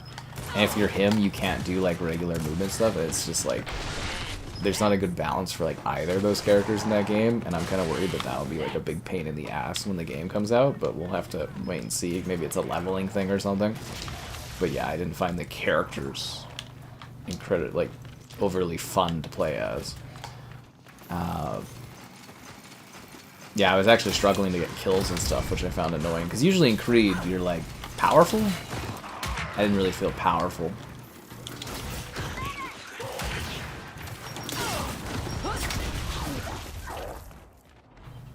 So yeah, kind of just another Creed game, really, of the Valhalla type and stuff. It was okay. I didn't have an issue, like, necessarily with it. But, yeah. Those are the general thoughts. Yeah. It would have been cool if I was one of those people, like apparently they allowed some people to do streams of Creed Shadows, and that would have been really cool. Because then we could have like interacted more with it, but it is what it is. It's been a while, so be sure to like the stream, subscribing's great, donation's cool, consider becoming a channel member gifted, the Patreon option, and the Discord for stream alerts. There's also the Amazon store affiliate link. Yeah. Stuck with Xbox. Well, a lot of people were really loyal to the Xbox and stuff like that, but you know, it's just like they just never delivered. And the one time they are delivering, they just gave up on everything, and I don't know. It's just like, you know, there's a certain point where you're just sitting there being like, what do I get playing on Xbox? And it's like Game Pass is cool and all, but I'd rather have a console where I can play everything. Like, if I had limited money and stuff, it would be a no-brainer to choose a PlayStation over an Xbox every day of the week.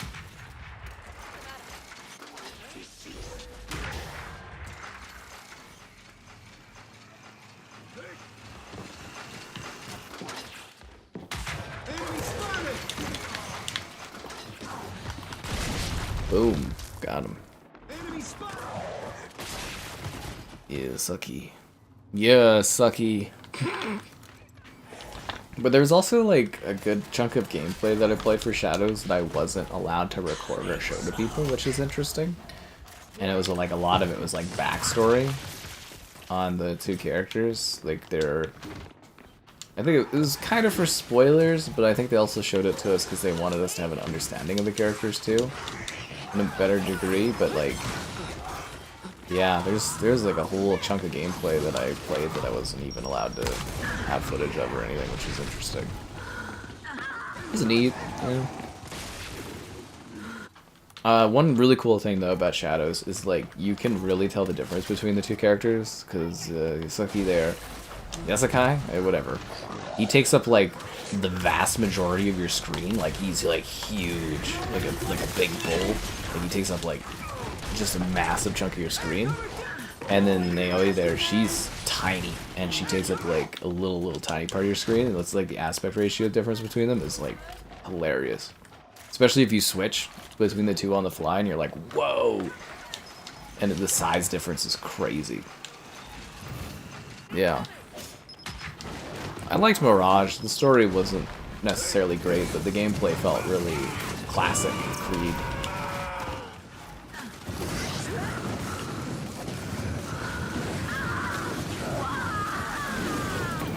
Did that guy that wanted to play earlier ever get into a match? You never tell with the gamer tags. Because I think you can just join off the gamer tag, can't you? I don't know. Damn it.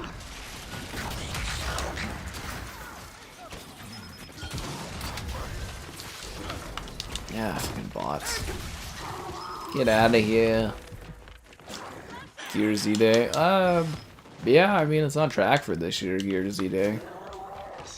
Personally, I think it should probably get delayed so that it doesn't get stomped by, like, GTA and COD and Battlefield, but, you know. Look, they could do okay, I guess. I don't know. Be fun to cover, you know, as per usual and stuff. At least I still get the Xbox stuff to review, but if it's Xbox's adjacent owned things, nah, it's never.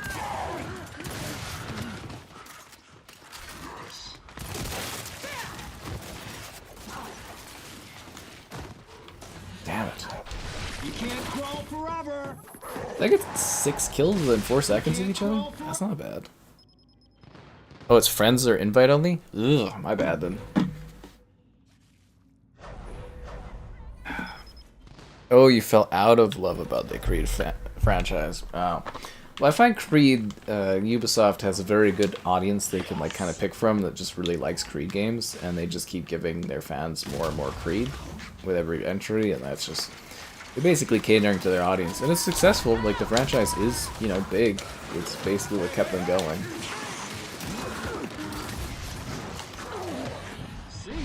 Yeah. Because their other stuff isn't at the level it needs to be. That's the weird thing about Ubisoft. They have so many employees, but like, they have too many employees for their output.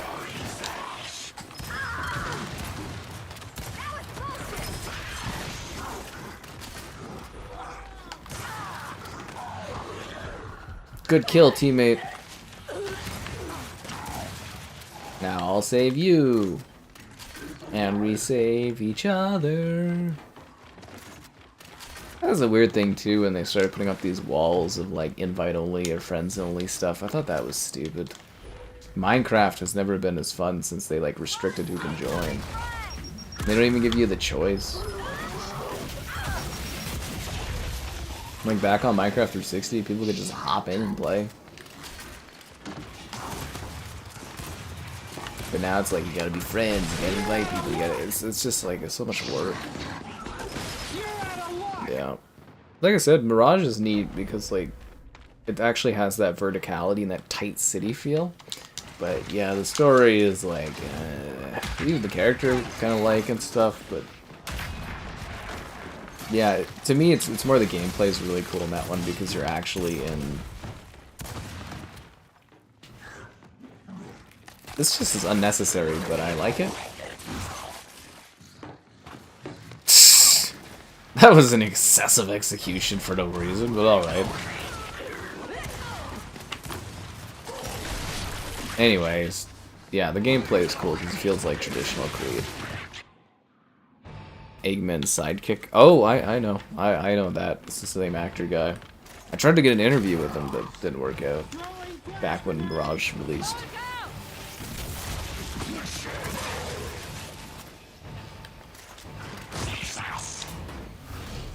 Ba, ba, ba. Do you hear that?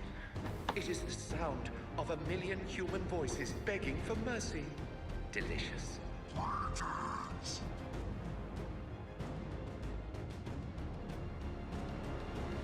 Ba, ba, da, ba, da, ba, da, ba, ba.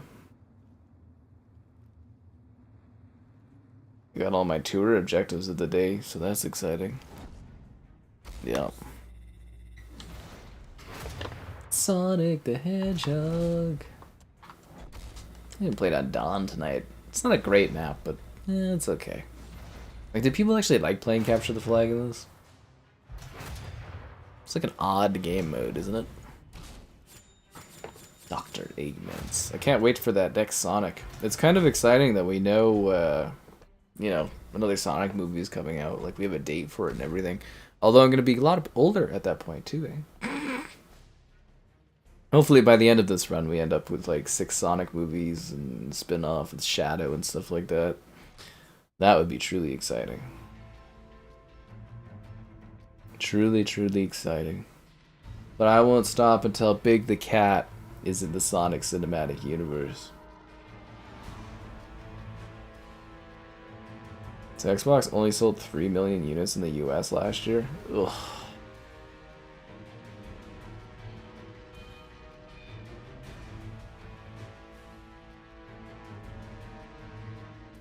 Or is this tagline incorrect? Oh, it's the estimates of it.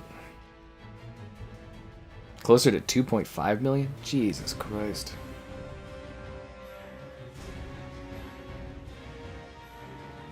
Ugh.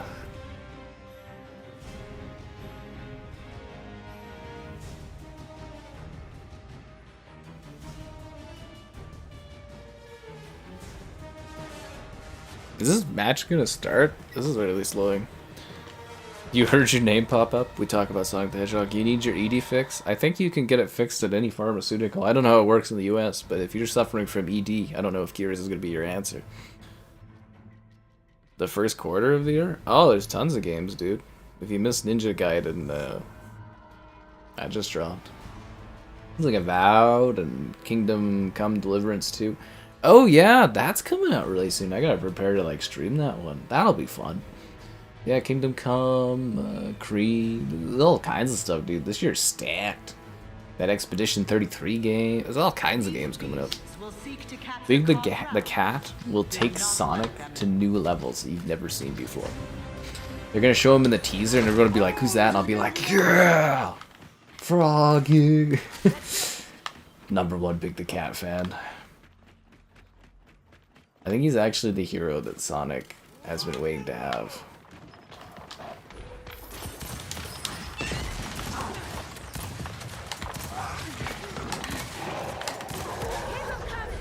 Why was that guy so hard to kill?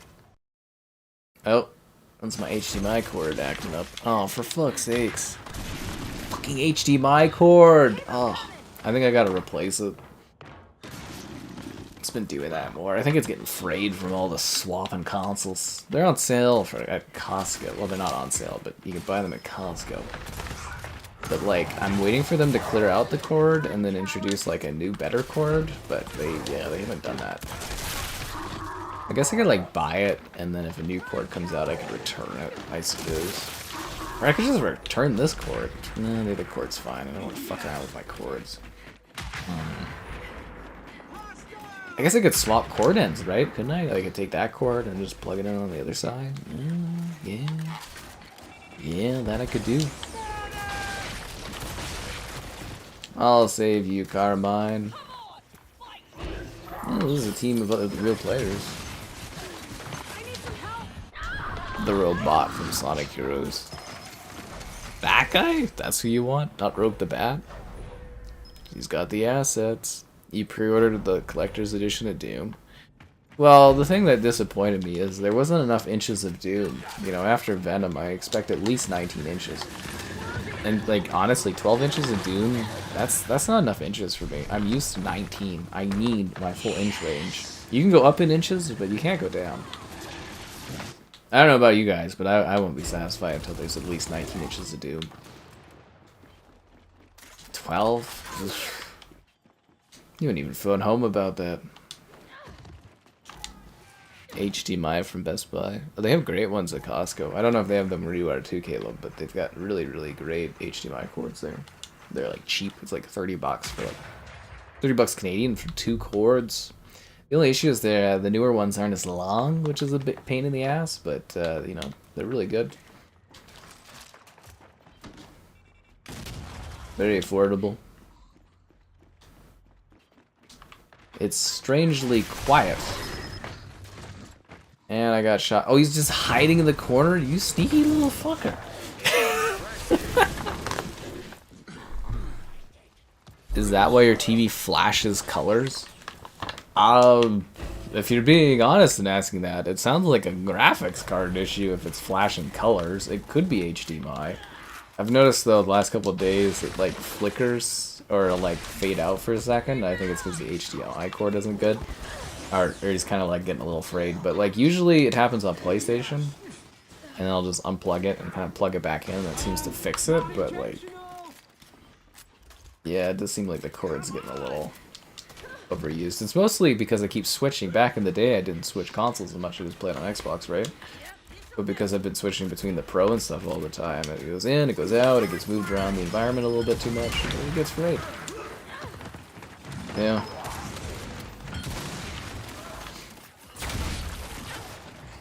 Ah, death's a bitch, man.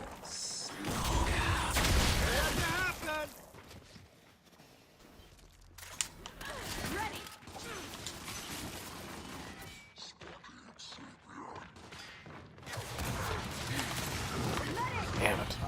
He outplayed me. Sky Freaky 5. Rouge. Rogue? I don't know. I like it better when she's called Rogue. Rouge. See, that doesn't sound cool. Rogue sounds sexy and cool. Rouge? Yes. Not provocative enough. You know what I'm saying? You think 12 inches is perfect? I don't know, man. I think you could take 19 inches, and you just gotta get used to it. And you'll find that you get more value out of taking 19 than 12. You have a good one there, man. I hope you enjoyed all the action. Stream was a never-ending joyride of insanity. See, people like yours, they just don't realize it. And it's the death of Xbox that draws them in. Death of Xbox, the 2024 arc that's going to 2025. Yeah. Yeah. But yeah, I don't know. When you go get accustomed to 19 inches, 12 just, it doesn't have the same vibe and feel.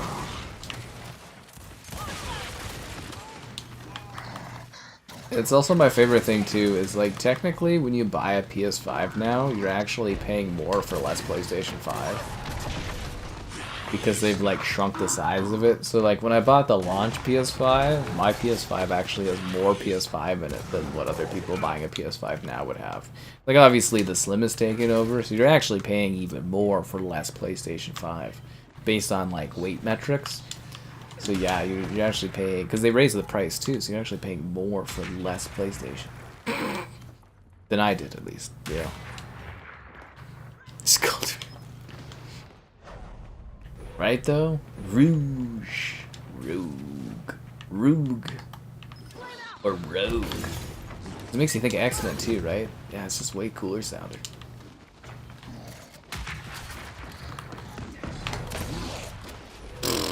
Please see that guy fucking flop over. That was funny.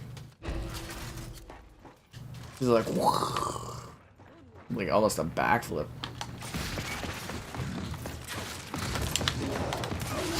Oh, that poor guy. I thought I had me. McKenna, sniper. Didn't have it in him.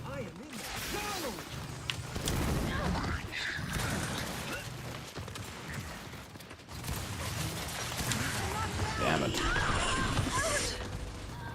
They do that to save money, and they're really smart about it. Are we finally getting ready for Starfield on PlayStation? You bet your ass. Halo can come? Halo is coming to PlayStation. It is, yes. Xbox will have no... Xbox now has no exclusives going forward. Nothing. No, nothing. Nothing exclusive. If it is exclusive to Xbox, that's because they didn't have the money, the studio to port it, or the time to port it over yet. Everything's going over, man. The whole slate. Yep. Master Chief. Hell, I heard they're resurrecting Banjo-Kazooie just to put it on PlayStation, just to spite Xbox users. The big fat PS3. That's the one that's got the better backwards compatibility. You never played Starfield? Oh, it's so good, dude. I love Starfield. A lot of people, they hate on Starfield, but they don't appreciate it, man. It's like a hive mind of hate. But I'm glad for Starfield to finally get reappraised as the masterpiece it is once it lands on PlayStation. And finally, I won't have to deal with crashing. Oh my god, it's gonna be amazing to be able to play that game. I'd be sitting there being like 7 hours into a stream because it'll be so successful on PlayStation. I'll be like, it didn't crash once. Oh yeah. Be like, guys, it's supposed to crash every 5 to 10 minutes. What the fuck's going on here? We'll have to get rid of the name Crashfield. Damn it. Oh, was somebody talking about Marvel Rivals? I feel like I read that, but I didn't actually read what they said. I said a while back, too. Yeah, I think somebody said something about Marvel Rivals, and I kind of read it, and my mind just, like, totally blanked on that. Isn't Master Chief already on PlayStation? Master Chief's everywhere they can send him, because they, like, you know, they rent him out like he's worthless. That was the first sign, was Master Chief ending up in Fortnite. That's when I knew it was over. Oh, I'm just kidding. They have Kratos in Fortnite.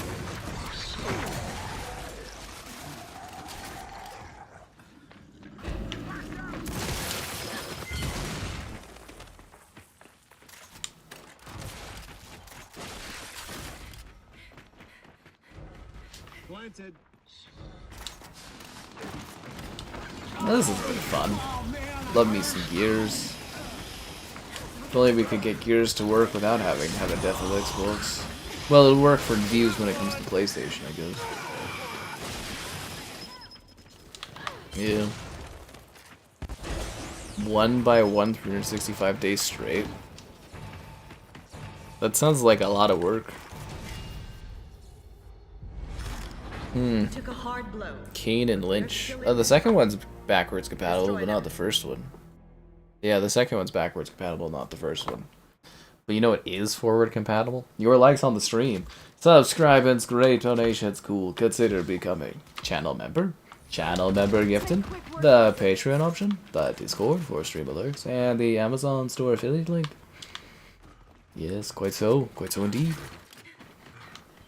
Played it on PC. I don't know, man. I love Starfield. It's got that exact style that I love. And I'd play a lot more of it if it didn't fucking crash all the time on Xbox.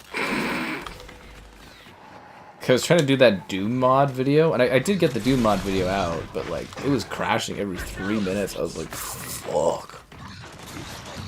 Probably got like 50 minutes of footage for like 30 minutes or something less. I was just like, ooh, that was brutal. I was sitting there hoping my video came out edited properly because I just like, kind of forgot how much like crashing there was or what I'd have to cut. It's hard to make videos like that when it's, you know, so problematic with crashing. Does Gears have offline mode with bots? Yeah, you can do custom games. Or like, there's Horde mode, where you survive against waves of enemies, although that's best in co-op online. Or you can do the campaign too. But yeah, no, there's offline match setup and stuff. Yep, with bots. Gears is pretty good for that, honestly. The Coalition is very, very impressive with their work, honestly, yeah. The issue with this game is they went so grubby for microtransactions that it kind of like fucked up the game's launch and stuff a bit, but it's a great Gears game, it honestly is. Multiplayer is pretty great. Yeah. Just like a brutaler, faster Gears. Brutaler. Da-da-da-da-da.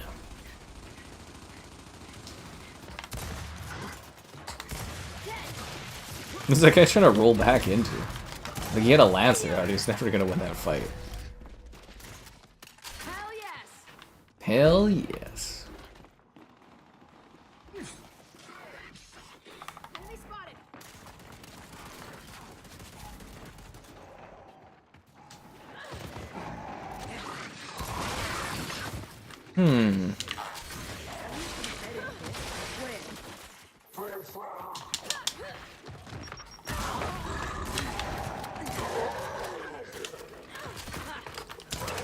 Get back here, bot.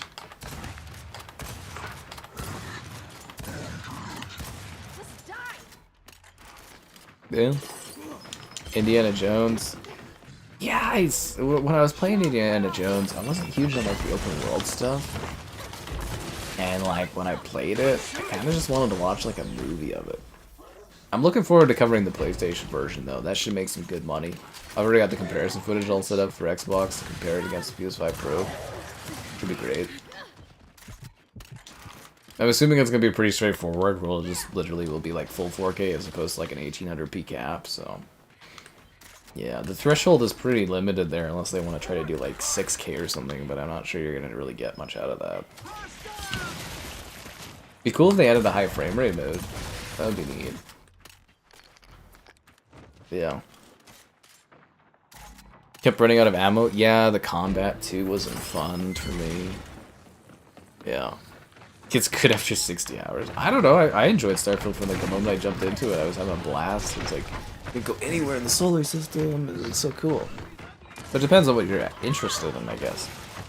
And the loading stuff does start to get annoying after a while too, especially with the crashing and all the loading on top of that. It's like a double whammy of annoyance.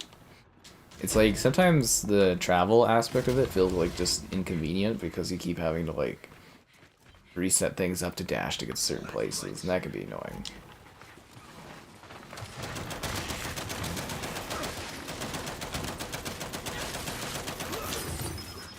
Yeah.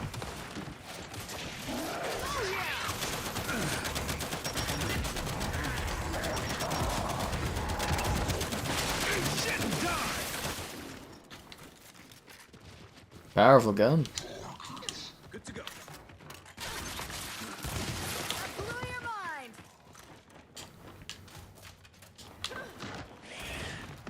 Wait, did that person pick up that sniper to try to get a free headshot on that guy instead of just killing him when he wasn't playing?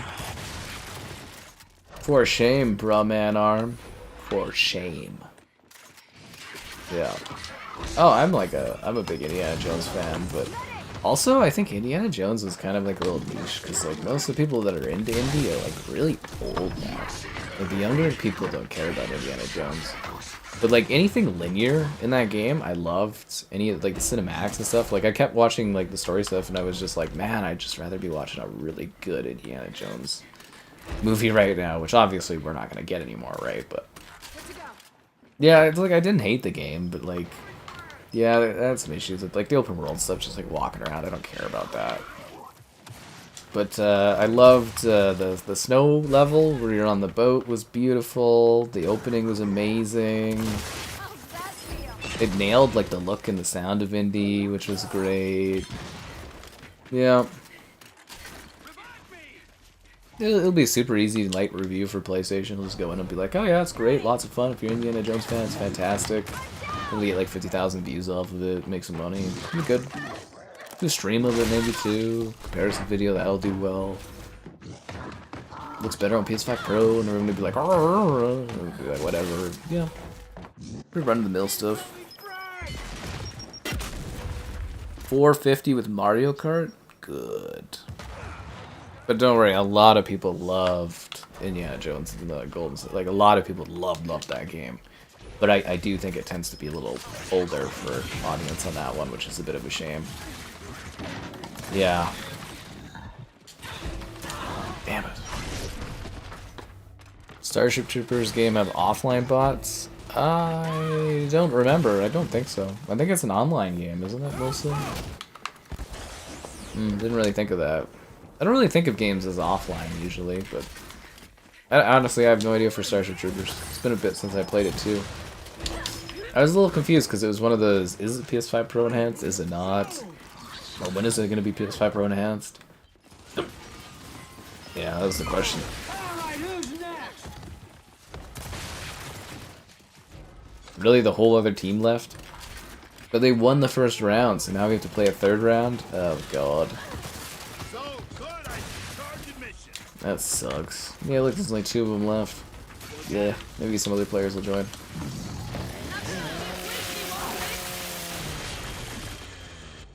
Chainsaw. Never stop, never quit. Another movie just in the style of the game with cutscenes. I don't know. But I might like it more, I guess. I don't know. But yeah, I was literally sitting there streaming it. I was just like so into the cinematics, and I was like, man, this is like, it'd be so cool to have a good Indiana Jones movie. Could be worse though. I don't know if you guys played the Staff of Two Kings or whatever, the PS2 game that they re-released for PS5 or whatever. It's so fucking bad, that game. I kind of wanted to do a stream of it just to take the piss out of it because it is so fucking awful. Is Obo still here? Obo, did you do the Staff of Two Kings? Fuck, that game's bad. It's just like it's genuinely awful. Like, it makes sense that like it was a Wii game kinda, but like freaking hell, man, on the PS2 that game is just ugh. Like, it runs at 60 FPS, which is cool, but yeah, it is really awful. I thought it would make a funny stream if I wanted to do it. At Kane and Lynch, yeah, there's a video for Kane and Lynch 2 on the Series X. The Indiana Jones. Yeah, Dial of Destiny was fucking awful, man. I hated that film so much. It's just like, it seems like they just despise the character or something. Awful, de-aging crap. Nonsensical story. Indiana Jones is just a joke in it. Ugh, it was a terrible movie. I've had a couple of my buddies, like Mitchell was really into it, and I was just like, nah, man. I thought that film was just awful. I really genuinely hated it. Yeah. I haven't had any time to, but I was considering rewatching Crystal Skull to like reappraise that film after Dial of Destiny, because I did not like that movie.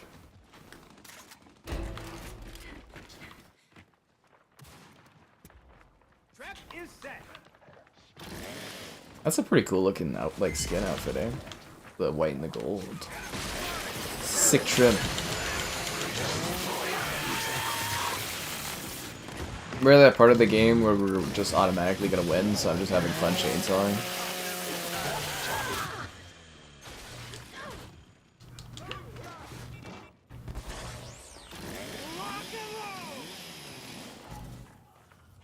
Yeah. Oh, thanks for finding that link for him there, Caleb. I appreciate that. See, I missed Starcaster. Starcaster used to do all that. Blaze basically had to take over and do that kind of a thing. Sometimes I can find links too, but yeah. Depends on how focused I am on streaming or not. Sweet. I assure you, it's incredible laziness. Oh, fuck, you have moving clouds on this? Oh yeah, was this the first Gears where they actually had a moving skybox? I can't remember, because I've been giving the old Gears games crap for that for like years. Or was it only this map they were able to add it to? Yeah. I think did I also do a video for Kane and Lynch 1, but it's like 360 version? Yeah, I got this like long list of, I still have all these games that I've done videos of for older stuff that isn't backwards compatible. Still have to release those over time. Shit, that was close. Oh, my bad. I kicked hard.